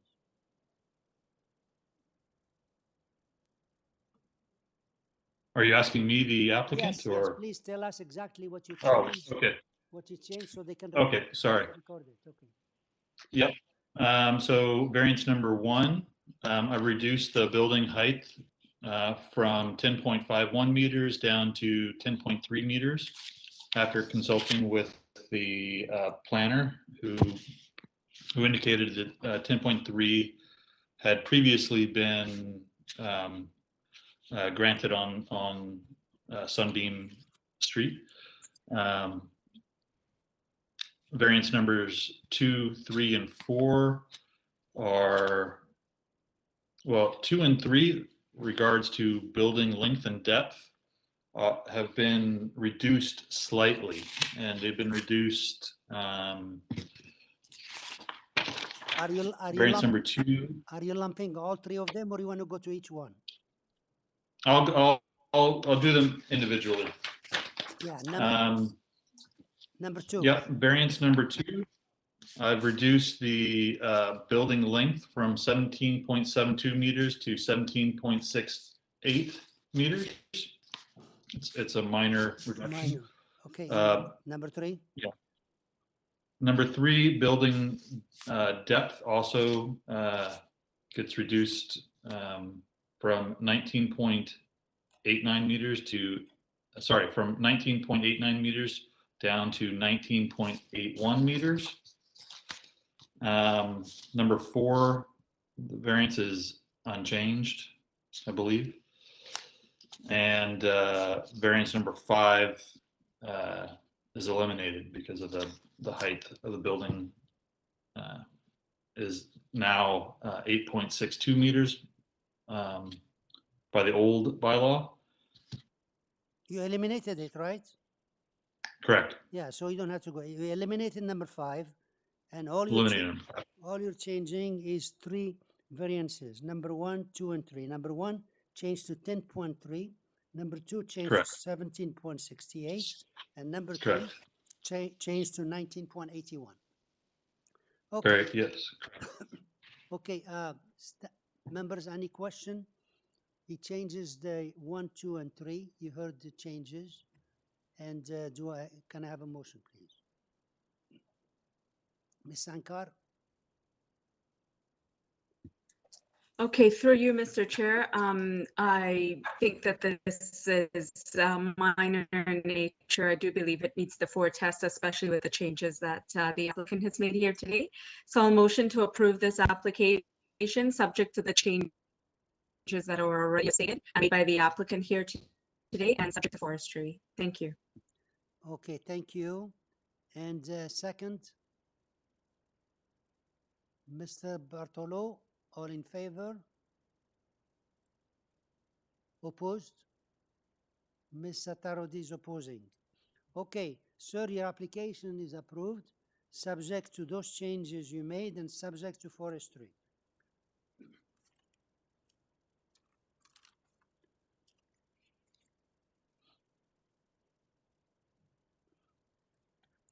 Next one is Shippigan. Okay, 47 Shippigan Crescent, application number 30 used to be 29. So again, 47 Shippigan Crescent. We have here 4 people registered, 4 speakers, the agent and 3 more. Victor Getberg, are you there? Yes, I'm here. Okay, can you please state your name and address for the records here? Yeah, my name is Victor Gitberg. I'm an architect representing the owner of the house. I live at 33 Belvedere Crescent in Richmond Hill. Okay, so that is, you have to, this is for the new dwelling, 7 variances. We have the TRCA report said no objection, no impact, permit not required. And we have 2 letters of objection. So could you please give us a short presentation for 5 minutes? And Absolutely. I started now. Yes, so we are proposing to build 2-story new dwelling with integral garage. And we're seeking for approval of 5 variances. Actually, by reviewing those 5 variances, I think we can safely say that variance number 3 and number 4 can be removed from the list because it's very easy to adjust the design to address those 2 issues. Excuse me, you said you think they can be removed. Are you removing them? Yeah, we're removing them. Yeah. You removed what? Number 3 and number 4. Number 3 and number 4 you're removing. Okay. Yeah. Okay, thank you. Keep going. Yeah, so the rest of the variants are pretty straightforward. Like we're asking for 2% of extra coverage, which is quite typical for this area, been approved for many previous projects. We are asking for main floor height, but we are in compliance with the overall height for under the new bylaw, and we have small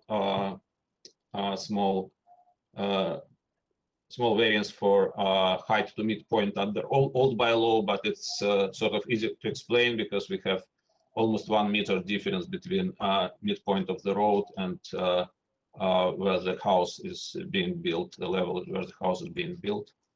I also had a chance, the owner representative had a chance to contact neighbors at number 45 Shippigan yesterday to discuss the privacy concern. Like the privacy is very important for both parties, and we offered some measurements to mitigate their concerns. And like basically what we are doing, we will install privacy screen on covered patio on the neighbor's side, and we eliminated 2 windows in the kitchen, and we will install frosted opaque glass at 2 bathrooms upstairs. So that's basically, we are in compliance with all other provisions of bylaw, side yard setbacks, front yard setback, and building lengths. So also, I think that setbacks on side of number 45 is very generous. It exceeds minimum required in bylaw by quite a bit. So that's conclude my presentation. If you have any questions, I will glad to answer. Thank you. Thank you. So we'll call the, you'll be back after we speak to the other speakers. And the next one is Tasma Peter Rennie. Are you there? Yes.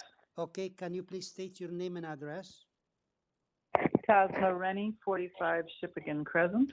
Thank you. Now, you heard the agent removed variances number 3 and 4, and he has only the other ones remaining. What is variance 3 and 4? Variance 3 is regarding the deck and balcony located below the first story, blah, blah, blah. And the 4 is the minimum required rear side yard back from 7.5 to 7.45, and he's removing that as well. So all you remain is the other one. So the Well, if- setback in the backyard is fine, and the balcony, he's calling it a balcony. Are we talking about the patio? Well, if you came here to speak and you saw the variances, tell us what's your concern and what you saw and why you're here. Well, I didn't prepare anything. I said that I would answer any questions. My concern is, as in my letter, which is that patio is foundational.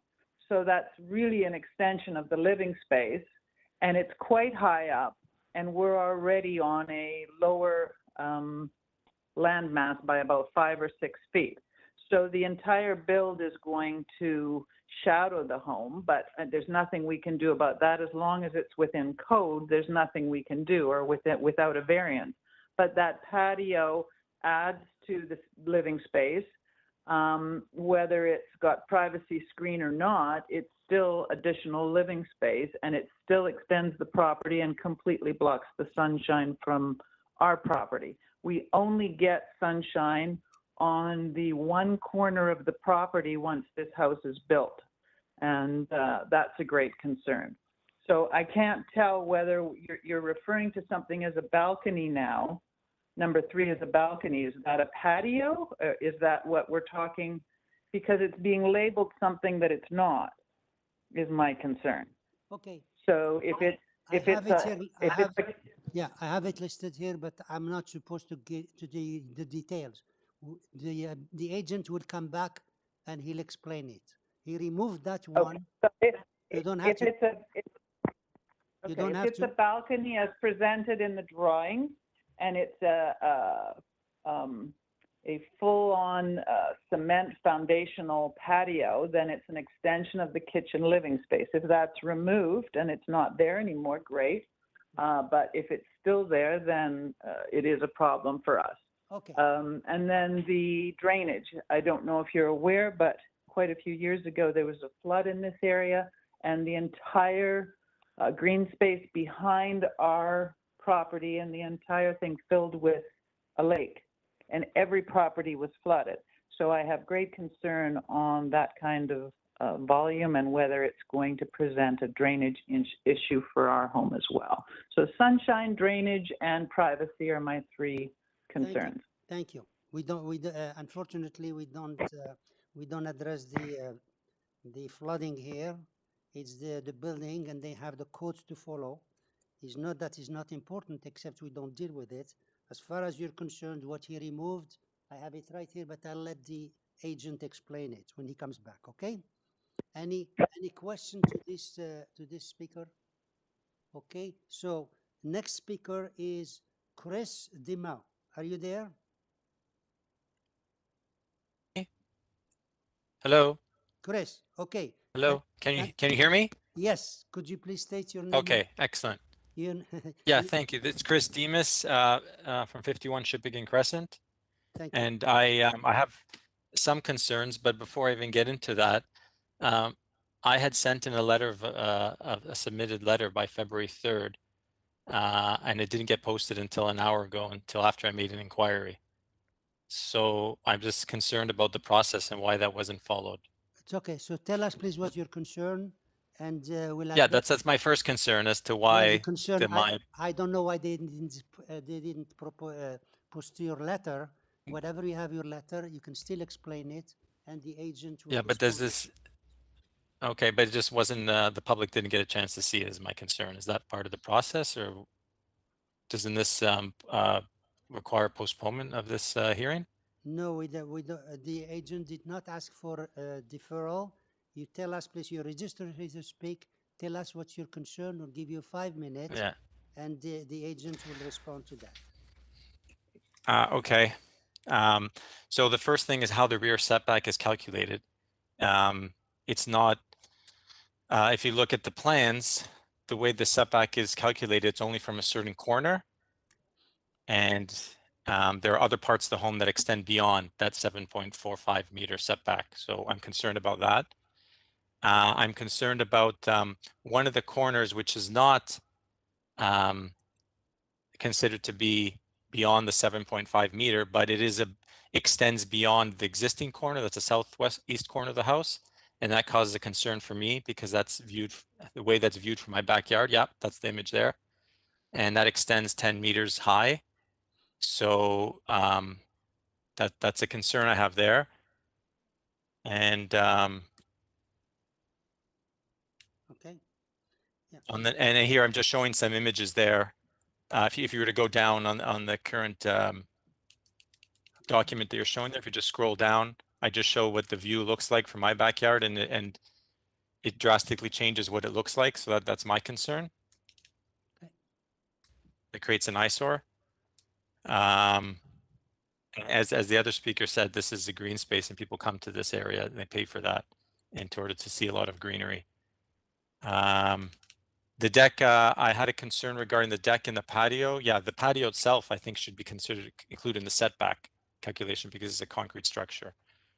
The height, I guess, is removed. So I guess it's going to be, I want to know if it's lowered or is the patio removed altogether? That's a question for the agent. If you scroll further down, I have a question there on the building height. Although on the hearing notice, it said it was 9.42 meters, I think, or 9.06 meters on the top right-hand corner of this little box called development data. The building height is listed as 10 meters. So which is the actual building height? Because 10 meters exceeds 9.06 by yet a larger amount. Okay. And the very last point I had was with regards to variances. I mean, if you get a minor variance on each side of the home, on the height and on the footprint of the home, it turns out to be a large volume. So just to throw some numbers out there, it's 146 cubic meters and 5,000 cubic feet that are beyond the allowed amount according to the bylaw. So I think that's a concern. Okay, thank you. Yeah, that's it. Okay, so we'll ask the agent to respond to those concerns. Mr. Chairman, Mr. Chairman, if I can, Mr. Chairman. Yeah. Mr. Demas, your letter was included in the members package. It was just included an hour though ago. Okay. No, it was in their package. They received the package last week and your letter was in there. Okay. Yes, we received it. Oh, the committee received it, you're saying? Yes, yes. Oh, okay, that's good at least. That's good. Okay, yes, so that's so that's the staff is responding that your letter was indeed included. Okay. Okay, all right. So as far as the height, whether they go by what they showed here or they go higher, they're limited only to what we approve here. So their variance asks between 8.8 and it's required 8.8 and they're asking for 9.06. So it's if they exceed it, that's not what we're approving. So, but I'll let him respond to that. Okay. In the meantime, any question to this speaker? No. Okay. So we have a next speaker, John Ashworth. Good afternoon, Mr. Chairman. Yeah. Could you please give us your name and address? My name is John Ashworth. I'm at 36 Shippigan Crescent. Thank you. We'll give you 5 minutes. Tell us what your concern is. Mr. Chairman, my concern is with regard to the grade of the house.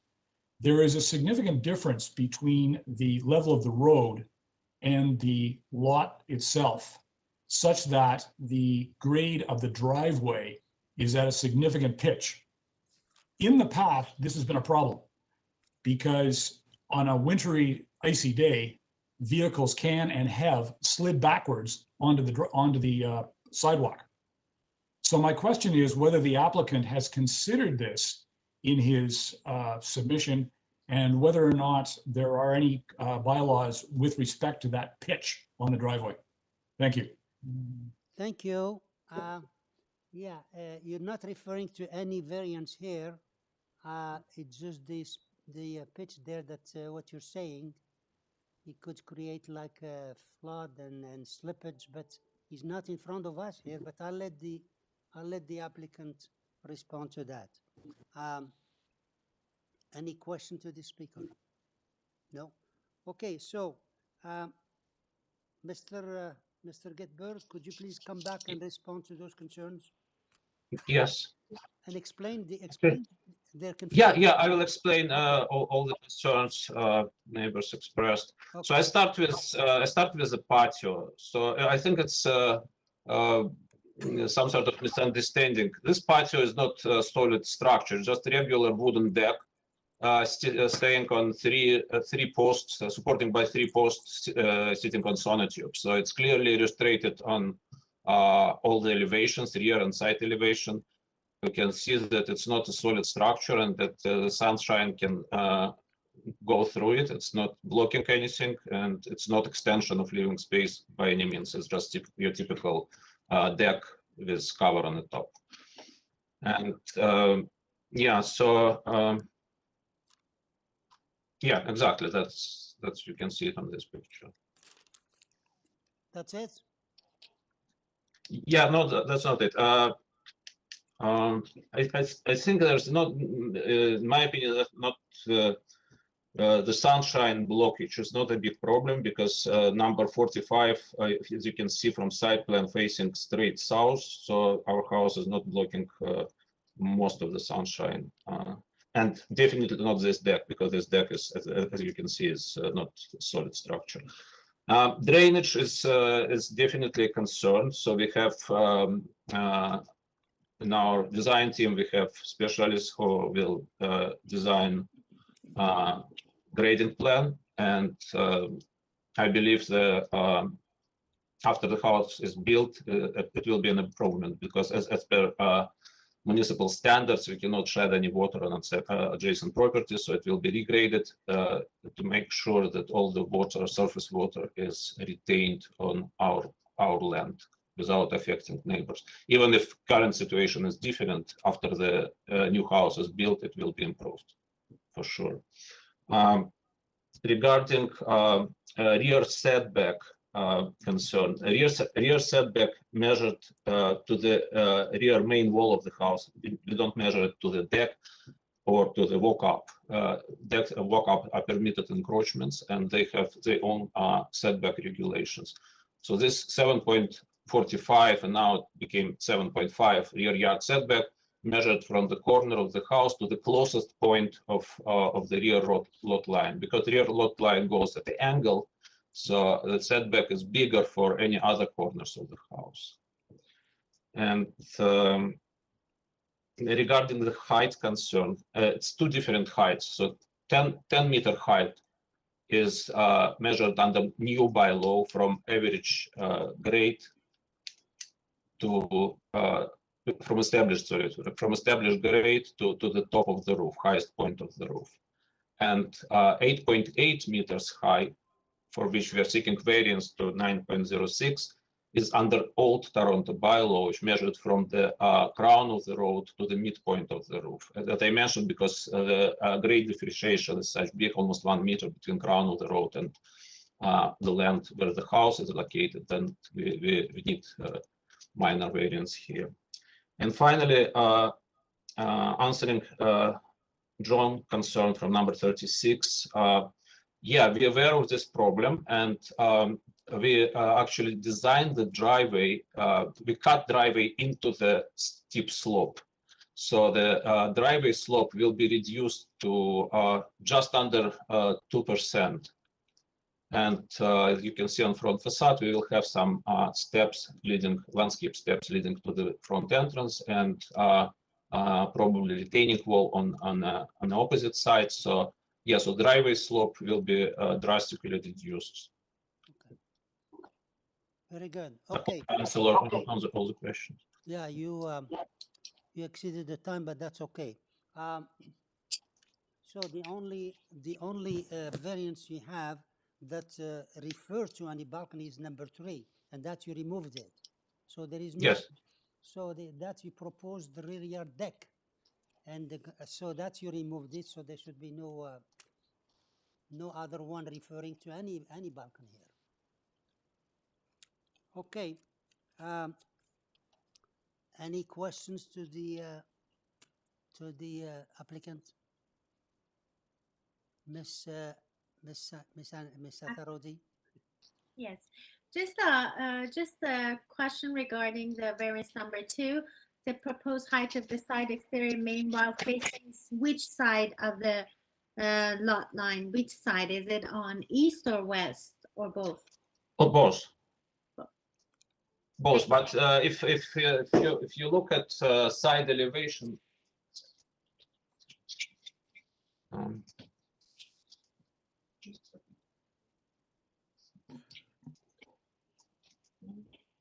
yeah, if you look at side elevation, this variance applied not to the entire side elevation, but just to dormers. Like we have 3 dormers on west elevation, and we have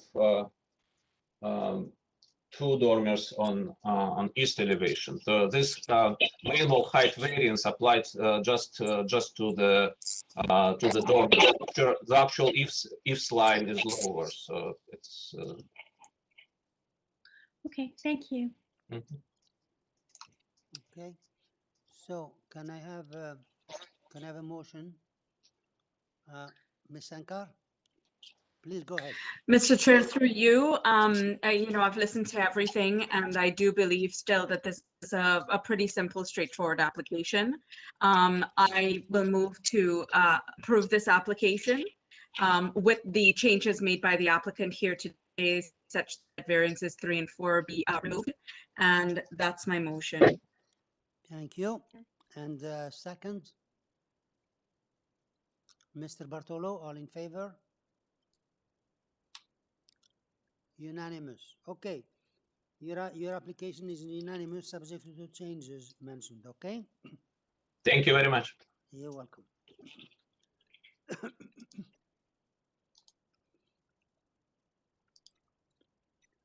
Okay, now 93 Bannatyne Drive, which is application number 31 now, used to be 30.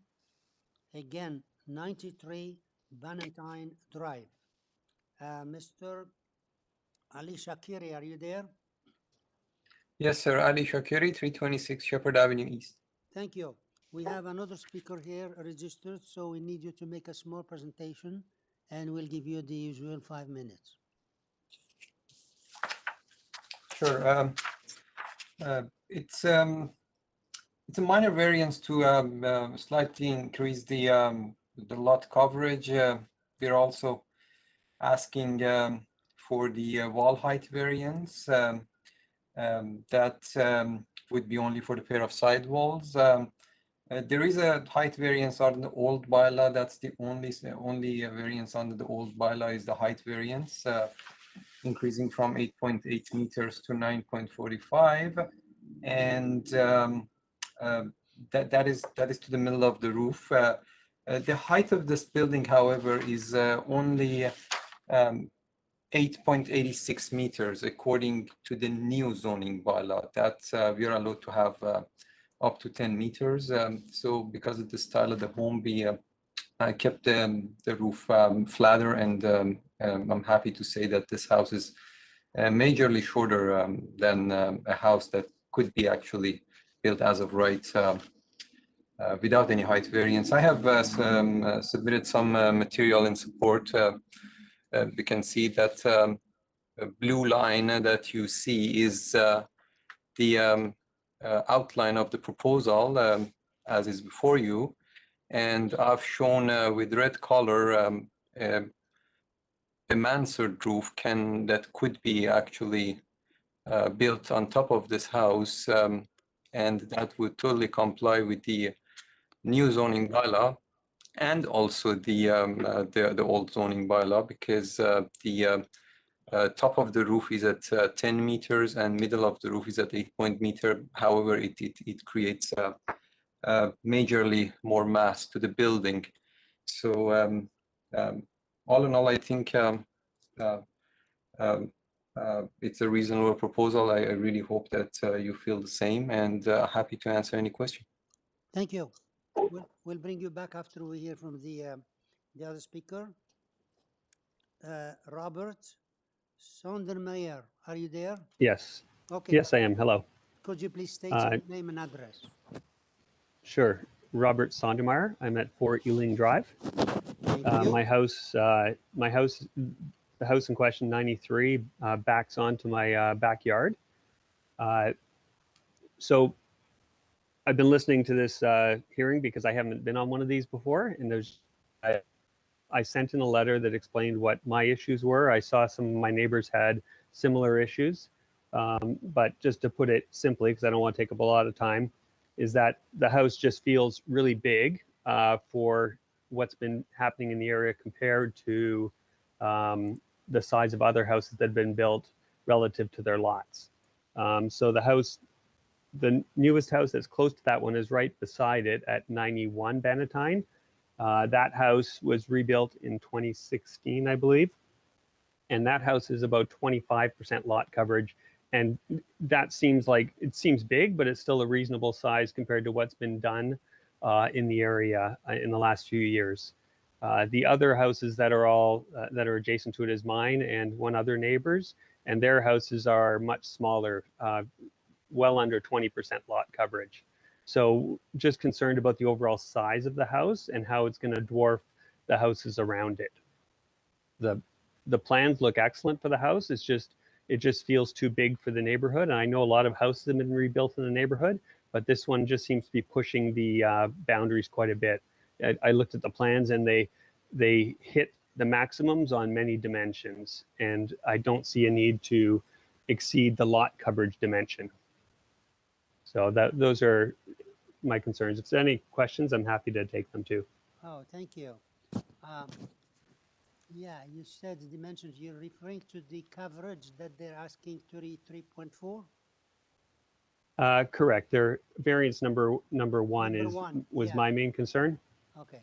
I don't see a reason why they would need to exceed that. They could just make the house not match all the other maximums. So for example, the side allowance, they're meeting that. The length of the house, they're meeting that. So I don't see why they have to make it over 30% coverage. Thank you. We'll have them. We'll have him respond. In the meantime, any questions for this speaker? No. Okay. So we have Mr. Shakiri. Could you come back, please, and respond to those concerns? Yes, sir. The coverage, actually, what we are asking, we have studied the area. Coverage is actually even more than that has been approved. I have submitted some supporting material. If you can display, there are a few photos of recent development in the on Bannatyne. This is one of them. There are a couple more, and these are all because of the issue of the roof that I explained to you. This is actually, these are exactly demonstrating basically what my graph was, but putting a mansard roof. So speaking of the volume, my house is majorly smaller than these. I have not generated any side yard variance, not the rear yard variance, not the front yard variance. The length of the building is in compliance with the bylaw, and if a house is actually sitting inside the building envelope that is defined by the zoning bylaw, and the height is actually less than what it could be as of right, I cannot actually think of how it would actually affect number 4 Island Drive. It's a house that is fairly far from us. If you look at the location map that is on the file, that house is kind of the next lot, but it's southern than us. We cannot cast shadow on it. We cannot create any problem. If I had asked for, let's say, rear yard variance or anything that could put this house in more proximity to what this could be as of right to number 4, then that I mean we could look at it, but this is not. And let's say if the coverage is smaller, this house still can be exactly where it is. That rear wall of the house that we're proposing can be actually pushed even closer to that house. We didn't do that. We do not intend to do it. It's basically when we put forward a proposal, we just think what's good for us, what's good for the neighborhood. This house, if you look at the site plan, is sitting well between the two neighboring houses on two sides. There are very generous side yards on ours and our neighbors, and I think the volume of this house is definitely smaller than the recent development in the area, and based on the fact that we stayed within the envelopes that's defined by the zoning bylaw, this is minor, and I'd be happy to answer any question. Thank you. Members, any question for this speaker? If not, can I have a motion, please? Mr. Klassen? Yes, Mr. Chair. After listening to the comments and reviewing the documents, it does strike me that the variances are minor, that they are in keeping with the 4 tests. So I will move to approve the application. Thank you. Second?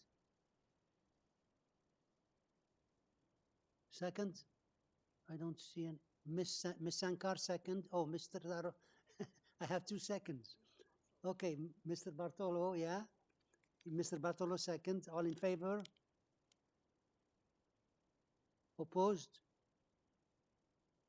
Miss Atarodi, that's opposing or opposing, yeah? Okay, Miss Atarodi is opposing. Yes, opposing. I'm just opposed to coverage. Okay, so Miss Atarodi is opposing, and Mr. Shakiri, your application is approved. Okay? Mr. Shakiri, oh, he's not there. Okay. That's Thank you very much. Okay.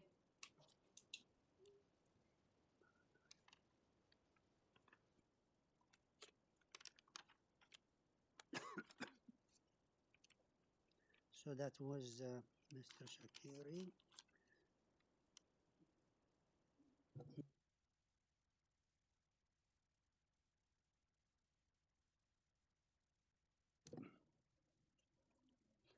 Okay, 348 Bedian Drive,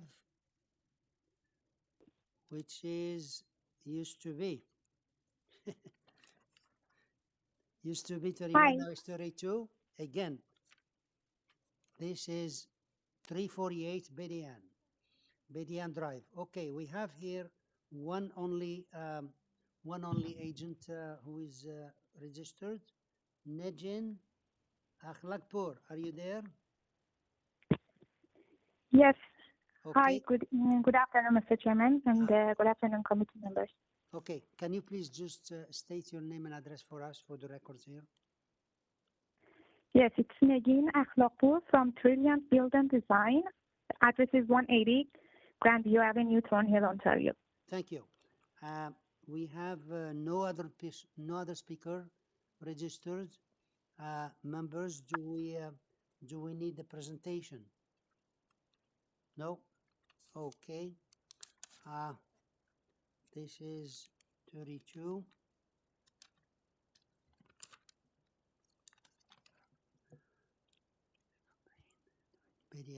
Okay, so this is to build a new gazebo, right? And one variance asking for lot coverage, and staff report asking only for condition to build in according to the site plan drawing. Members don't need a presentation, and do you want us to say, do you want to speak? You want to say something before we move to the motion, because we don't need the presentation? No, sure. If you have any questions, please ask me.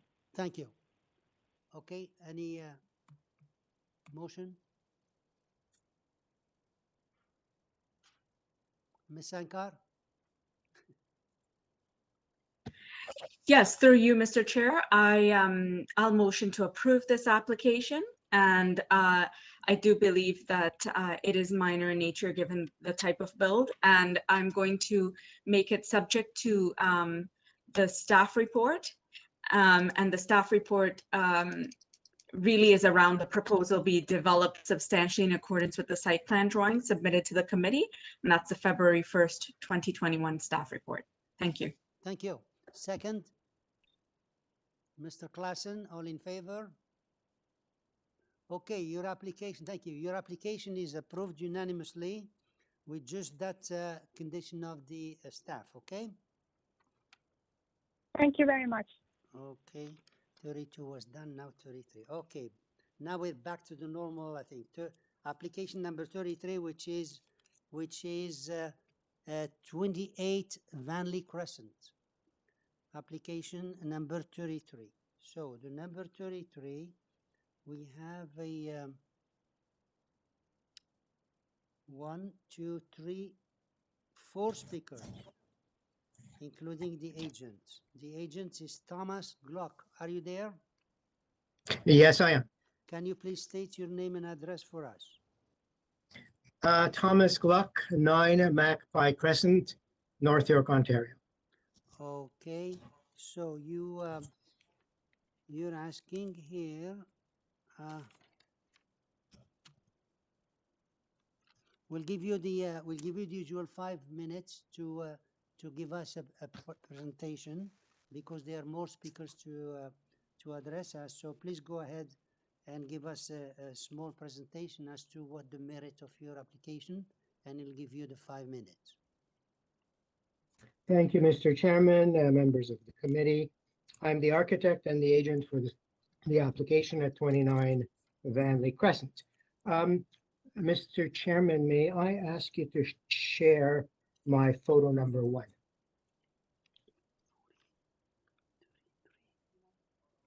He wants a photo, yeah. Yes, thank you. 29 Vanley Crescent was purchased in 2013 by the Toronto College of Dental Hygiene. And what they purchased was a derelict warehouse building. In the ensuing years, they have turned it into a vibrant and productive adult and train education facility. The success of the operation has resulted in the requirement for additional parking over and above the what has been provided in conformance with the zoning requirement. The present application is to permit the addition of an open-air parking deck directly above the current parking lot at the rear and west side of the building. May I ask you to share photo number 2? This photo depicts the rear yard of the building, which is the north side of the building, and it is showing a parking lot that extends to the rear property line. The neighboring use is an auto collision repair facility. And they have elected to put up a fence, which they have raised to 10 feet. They have put some black filter cloth on it. So they certainly have no interest in being seen or looking at our site. May I request photo number 3? Photo number 3 depicts the west side of the building. Again, the parking lot extends to the west property line. There's a low fence, and the neighbor on the west side, which is also an auto collision repair shop, proudly shows off their collection of RVs and a boat and some wrecked cars, obviously. So they certainly don't seem to have any issue in what they see or what is seen from their side. So we would like to, at this point, address 3 items in the staff report. The first item is use. There is no intention to extend the building. This is purely about parking. The existing use is not being intensified. The use is permitted by minor variance. Accordingly, discussion on use is a moot point as the use exists legally. Item number 2 is the setback and the landscape buffer strip. Parking is permitted to extend both to the rear and side yard property lines, and no landscape buffer strips are required. The proposal effectively raises the existing parking lot one level up, maintaining exactly the same parking configuration and distances from the building and the property as the parking below. So obviously, while we are not respecting the technical side and rear yard setbacks for a building, in practicality, this is not really a building, but simply the elevation of a parking deck above the existing parking deck. Accordingly, it's our belief that relief from the setback requirement is not as much of a stretch as the report would suggest. Item number 3, pedestrian circulation. Pedestrian circulation in a parking lot is a universal reality present in the existing parking lot, in the proposed parking lot, and any other retail or commercial parking lot that one can refer to. Accordingly, the staff discussion of pedestrian circulation in the parking lot is again a moot point. In conclusion, we have no issue with the staff recommended conditions and would simply request approval of the application. Okay, thank you. So you're not objecting to their conditions, yeah? Correct. Okay. Okay, so we'll hear from the other speakers and we'll bring you back in case the members also have any question. So we have here Mohinder Sansoi. Are you there? I'm here. Can you hear me? Okay, I hope I pronounce your name properly. So tell us your name and your address. I'm Ajit Sansoi. My father, Mohinder Sansoi, is with me. He asked that I speak Could you for him. please speak up? We hardly hear you. My name is Ajit Sansoi. I'm speaking on behalf of my father, Mohinder Sansoi. Okay. AJIT. My father's here if you'd like to. It's okay, as long as Ask him. one is speaking for the application, it's fine. You or your father, or Thank you. Or you can share it 5 minutes. We'll give you 5 minutes and tell us what's your concern about this application. So we are the neighboring property at 70 VANLEY Crescent. We're on the northwest side. We did have a few concerns, ourselves and some of our tenants. Our biggest concern was some of our tenants are threatening to leave if that structure goes up because one, they'll no longer have privacy. As you saw in the second picture, the architect provided, they did add a tarp and they did extend the fence higher for the privacy. And with an open parking lot, they'll be overlooking, and they've really stressed that they're opposing against it, not only because of them being able to see it, but also a structure of that size going to the front of the building would obstruct their signs of business. So there's multiple tenants, but it will be obstructed. No one will be able to see them. And, COVID, they've already lost a lot of money, and they're afraid that with their signs not being seen, they'll either go out of business or they're just going to be forced to move. Another thing, when driving past the building, if that structure is there, it's not going to look like a parking lot anymore. It's going to be 2 buildings and an alleyway. And we feel that's what it's not going to do justice to the building. Coming to that, we also feel that with that going up, it could devalue the property, the building itself, and for future tenants, reduce our rents just because that signage is no longer there. Also, in the future, we are planning on not rezoning, but possibly tearing that building down and putting something else there. And we don't want that to affect any projects we want to bring forth. The other concerns are with construction going. One of the garages, yes, they do also do car detailing. And with that going up, of course, there could be damage to the vehicles parked along the fence, or they will be dirtying the vehicle, so that side of their business would no longer be relevant.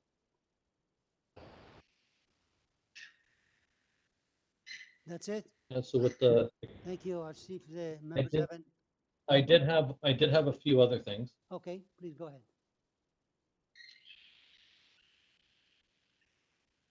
Actually, no, I did go through everything. Sorry. Thank you. Thank you for your Okay? time. Okay, just a second, see if the members have any question. Any question for the speaker? No? Okay, so next speaker is Milad Siraj. Are you there? Mr. Chair and members, Milad is not present, and we have the other presenter, Ajit, was just there speaking just now. So we just had the presentations, so we can go back to that's him. Okay. Yeah, we can go back to the agent now if you'd like. Okay, now how about Ajin Singh? He just spoke. That's him. Okay. Okay, so Mr. Glock, are you still there? Yes, I am. So please address those speakers' concerns. Yes, Mr. Chairman. What I would like to stress is that the part of the building that we are building on is the rear property line. This is facing the side property line of the adjacent building, which is to the north. And there is basically a lane and a row of parking on that side between the objectors building and the application building. The building itself fronts on VANLEY Crescent. So obviously any signage that is facing VANLEY Crescent is not affected. And if one is relying on looking down a relatively narrow lane between two buildings to look at signage of tenants, I do believe that that's a stretch for a valid reason. Currently, the fence with the black cloth does exactly the same amount of blocking as the parking deck would. So I would reject totally that particular argument. The argument that the construction of a building is of a deleterious effect to an adjacent building is a moot point. This happens in any construction. If that objection was valid, nothing would ever be constructed. Okay. So I would rest my comments there. Okay, all right. Just a question here. This application was deferred on September 10, 2020 to allow you to meet with the transportation services. And yet the transportation report was before that and he said no objection to the variances. Could you explain me that? Yes, I do believe that the reason for the deferral was written down in error. What in fact we asked the deferral for was to amend our application, because at the original application, we were actually extending the building itself. And we were told in very strict terms that there was no intensification of the use allowed. So we took that portion out, and now we are simply requesting the parking deck and nothing else. Right. Okay, thank you. He wasn't really to discuss with the transportation. Okay. Any questions to this speaker? If not, can I have a motion? And who's going to lift the thing first? Because it's very hard to see from far. Mine was there. Can I have a motion, please?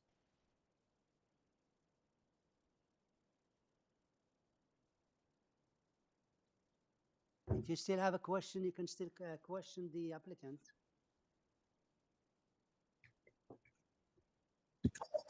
Okay. I can make a motion. Yes, I will. So I've listened to everything that was said, and I don't know that I have any major issues, and I accept the explanations provided by the applicant here today. So I will motion to approve this application, and I will make it subject to the second part of the staff report, which is number 2, the January 21st staff report. Do I need to go through that? Do you know what it is? Yeah, so yeah, basically it's that should the committee choose to approve the application, staff recommends that the approval for parking purposes only with no expansion of the use, that the proposal be constructed substantially in accordance with the plans dated December 21st, 2020 on the file. And prior to issuance of any building permits for the proposal, a landscape plan to be submitted to the satisfaction of the Director of Community Planning, North York District. Perfect, thank you. Okay, and second, Mr. Klassen, did you second it? No, okay. Can I have a second, please? Ms. Satarodi seconding. All in favor? Okay. And opposed?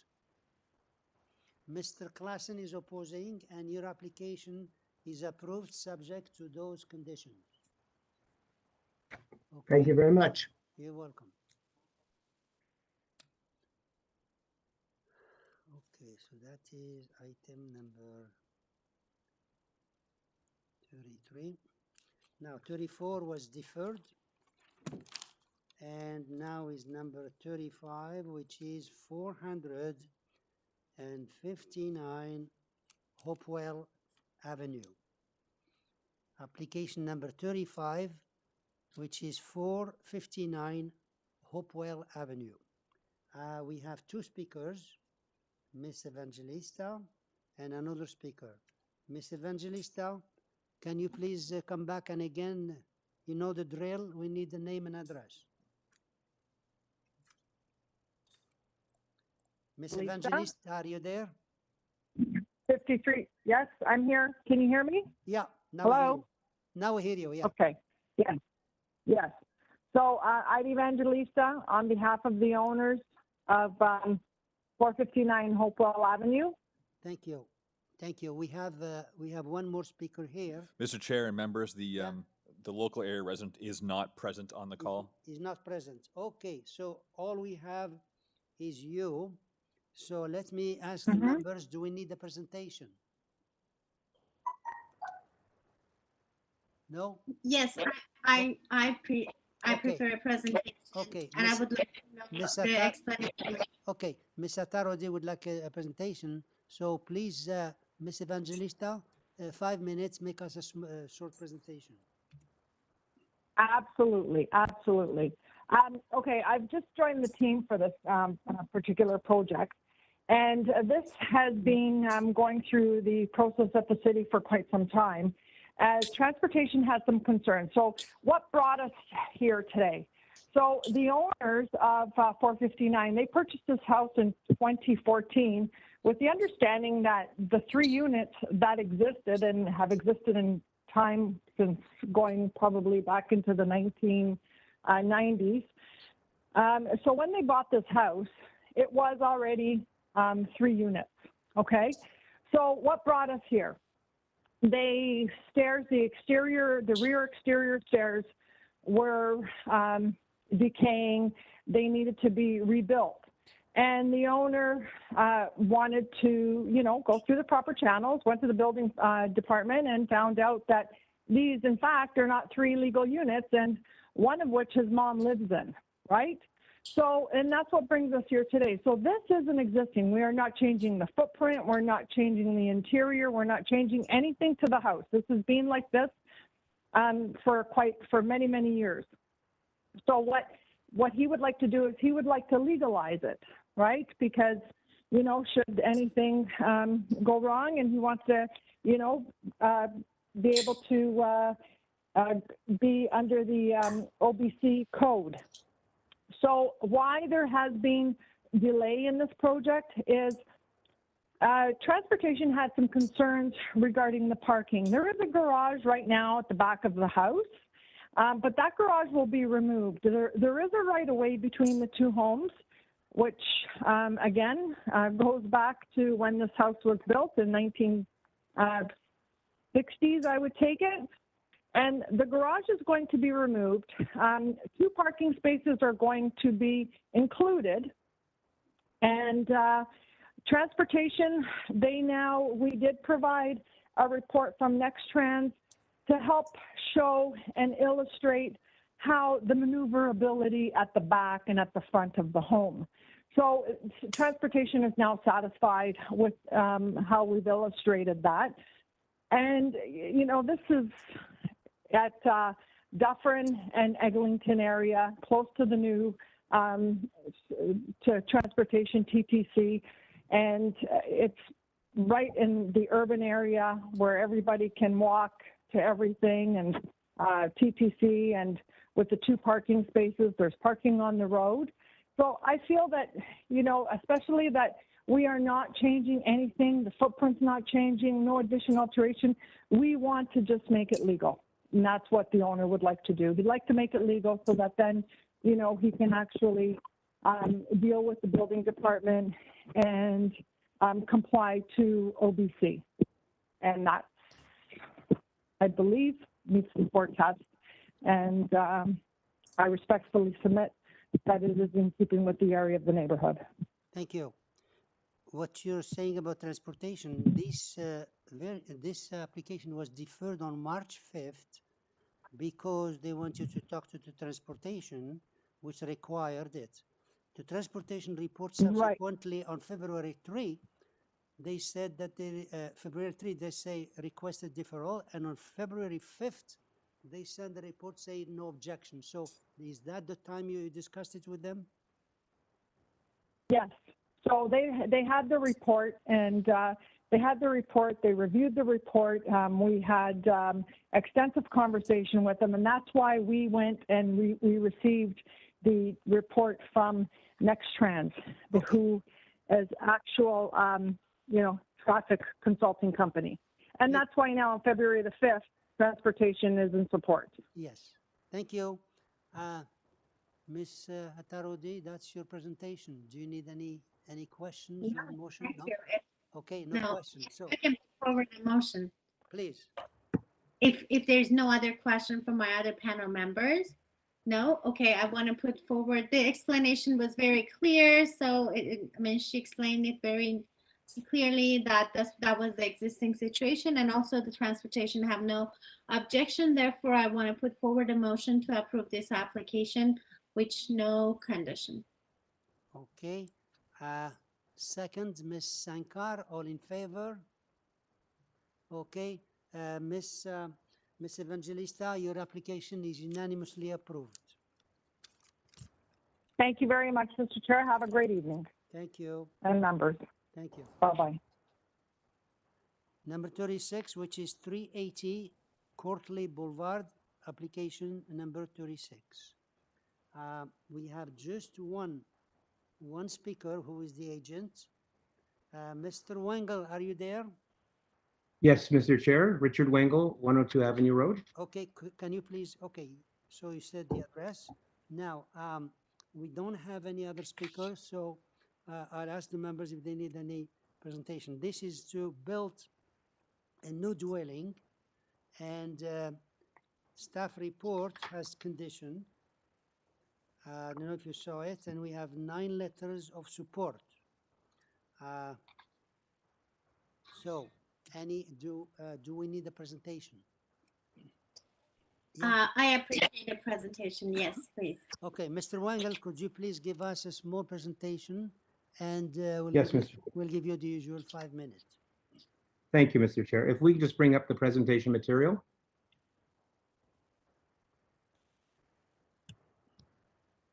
So on page 1, again, we have dealt with planning for a little while to resolve some issues that they had, and they are now satisfied. However, there's one variance, number 11, which had a projecting balcony from the side yard, which has been deleted. So item number 11 on the zoning notice would be deleted if this were approved. And again, this is done in conjunction with neighbors, one neighbor to the west who has now given us his support. I would like to go now just to page 3, please. This is a site plan. So in green is the existing home. The red is the permissible outline. And the blue line at the very back is the rear yard setback. What I should note is that this house is an upward sloping lot to the rear. So when you actually get to the back of the house, the rear terrace is only 0.6 meters out of the ground, but at the front, it's almost a full story. So the existing house is built similarly to what we're doing, where the garage is underneath the main floor, and that triggers a number of variances. But because of the upslope lot, it does create a couple of variances. Page number 4, it just shows the neighbors that have signed on. So everybody around us, behind us, across the road has signed on, and there's a park obviously across from our house as well. Page number 5 describes the coverages. So we're seeking a coverage of 41.23%. That's broken down to the house itself is 38.24 above grade. There is a terrace behind the house, and we are excavating underneath that. And because of that, that attributes 2.99%, which brings us to 41.23. But you'll see circled around in green and red are many examples within a 2-minute walk of this house that exceed 40, 42, 44, 46%. So we think this is still within keeping. Again, planning has said they have no issues. Page number 6 is just showing a number of variances to the side yards that, again, it's a site-specific bylaw of a 1.8 meter side yard on a 15 meter frontage. We are requesting 1.22 and 1.52, and you'll see circled examples of 1.2, 1.2, 1.2, and 1.5. So again, planning has reviewed this with us. And then I'll just ask you to go to page number 7. And this will just show the roof design. It's a mansard roof. So it is designed to comply with the current bylaw, the new bylaw. Under the old bylaw, we are a bit over because of the road that drops, and it's an upsloping lot. So again, the backyard is almost at grade, but we have the driveway that slips underneath. The red line at the top would show an as-of-right roof that would fit as well within this design and not have a variance at that point. And then page number 8 is just showing a perspective 3D rendering of the house. And then page number 9, and I'm just about to complete, just shows the existing conditions on the lot. So on the top, you'll see the existing house that sits approximately 2 feet above grade. We have a similar finished floor. The middle just shows the existing house, the same thing. It's a 2-story house at the back. And at the bottom of the page, you'll see the similar condition. Again, the driveway is cut into the grade goes up on both sides. So you actually have a basement level entry that then goes up into the main floor. So again, we use the same massing idea and planning idea, but a different look at a new home. And I can answer any questions the committee may have. Okay. Mr. Wengel, I saw one of the correspondence that variance number 11 was crossed out in red, but it's still shown on the list here. You're removing that one? Yes, we are, Mr. Chair, and that's the result of some late discussions with the neighbor to the west, and we've agreed to delete that. Okay, thank you. And should the committee find, yeah. Thank you. Questions? You're welcome. Any questions? Ms. Sankar? Ms. Altarodi? I just have I need another explanation for variance number 14, number of stories. And Mr. Wengel mentioned that this building is built on a slope, but I appreciate explanation about variance number 14. Mr. Wengel, yes, this is because under the old bylaw. Yes, I heard the question. Yeah, so again, under the new bylaw, it's not considered, it's a 2-story home, but because the entrance level is below at the grade and it's a walk up to the main floor, it's under the old bylaw, it's considered a 3-story. Under the new, it is a 2-story dwelling. And again, that's why the new bylaw eliminates some of these problems. Okay. Thank you very much. You're welcome. Okay. And any other question? If not, can I have a motion, please? Mr. Bartolo? Yeah, thank you, Mr. Chair. I will put forward a motion to approve this application subject to variance 11 being removed, and that the property be developed substantially in accordance with the site plan and west side elevation drawing submitted to the committee. Thank you. Second? Mr. Klassen, all in favor? Okay. Mr. Wangali, unanimously approved based on the change you made of removing number 11 and subject to the staff condition to develop in according to site plan and elevation. Okay? Thank you, Mr. Chair. Okay. Now, number 37, which is 1170 Wilson Avenue, 1170 Wilson Avenue, application number 37. Mr. Zaid Al Mubarak. Yes. Are you there? Okay. Could you please state your name and address? Yes. Zaid Al Mubarak, 2395 Kautra Road. Thank you. So we have here just you to speak here. We have to convert existing garage into living space and transportation request deferral for submission of additional supporting material. And this is because of the front yard parking. Let me ask you a question. How is the front yard parking in the street? Is it allowed there? Some streets have... No. No. Yeah, on the main street, yeah. But there is it's an asphalt existing garage in front of the house, and my client is donating the house for Ronald McDonald's charity for families when their kids in the hospital, Humber River Hospital, and we need the garage just for the supervisor to stay while the family in the house. Yeah. So in other words, you're eliminating the inside of the garage and you want to park in front of the garage. Is that correct? Yes. Okay. Yes. So my question again, how is the front yard parking on the street? Is it permitted? Sometimes they have permission to for front yard parking. Are there more people who park in front of their garage? Yes. In front of the house. Okay. Yes. Okay. Well, let's see. Mr. Mubarak is the only one registered here. Do we need a presentation? No? Okay. Mr. Al Mubarak, the members do not need a presentation. Thank you. Do you want to say something to the committee or you just move along? Move along, please. Thank you. Okay. Any question to the speaker or motion? Motion. Can I have a motion, please? Mr. Bartolo? Thank you, Mr. Chair. I see this as a pretty straightforward minor variance. I think it meets the 4 tests. Therefore, I will make a motion to approve this application. Thank you. Second, Ms. Sankar, Atarodi, all in favor? Okay. Ms. Sankar, did you have your hands up? Okay, so unanimously approved your application, Mr. Al Mubarak.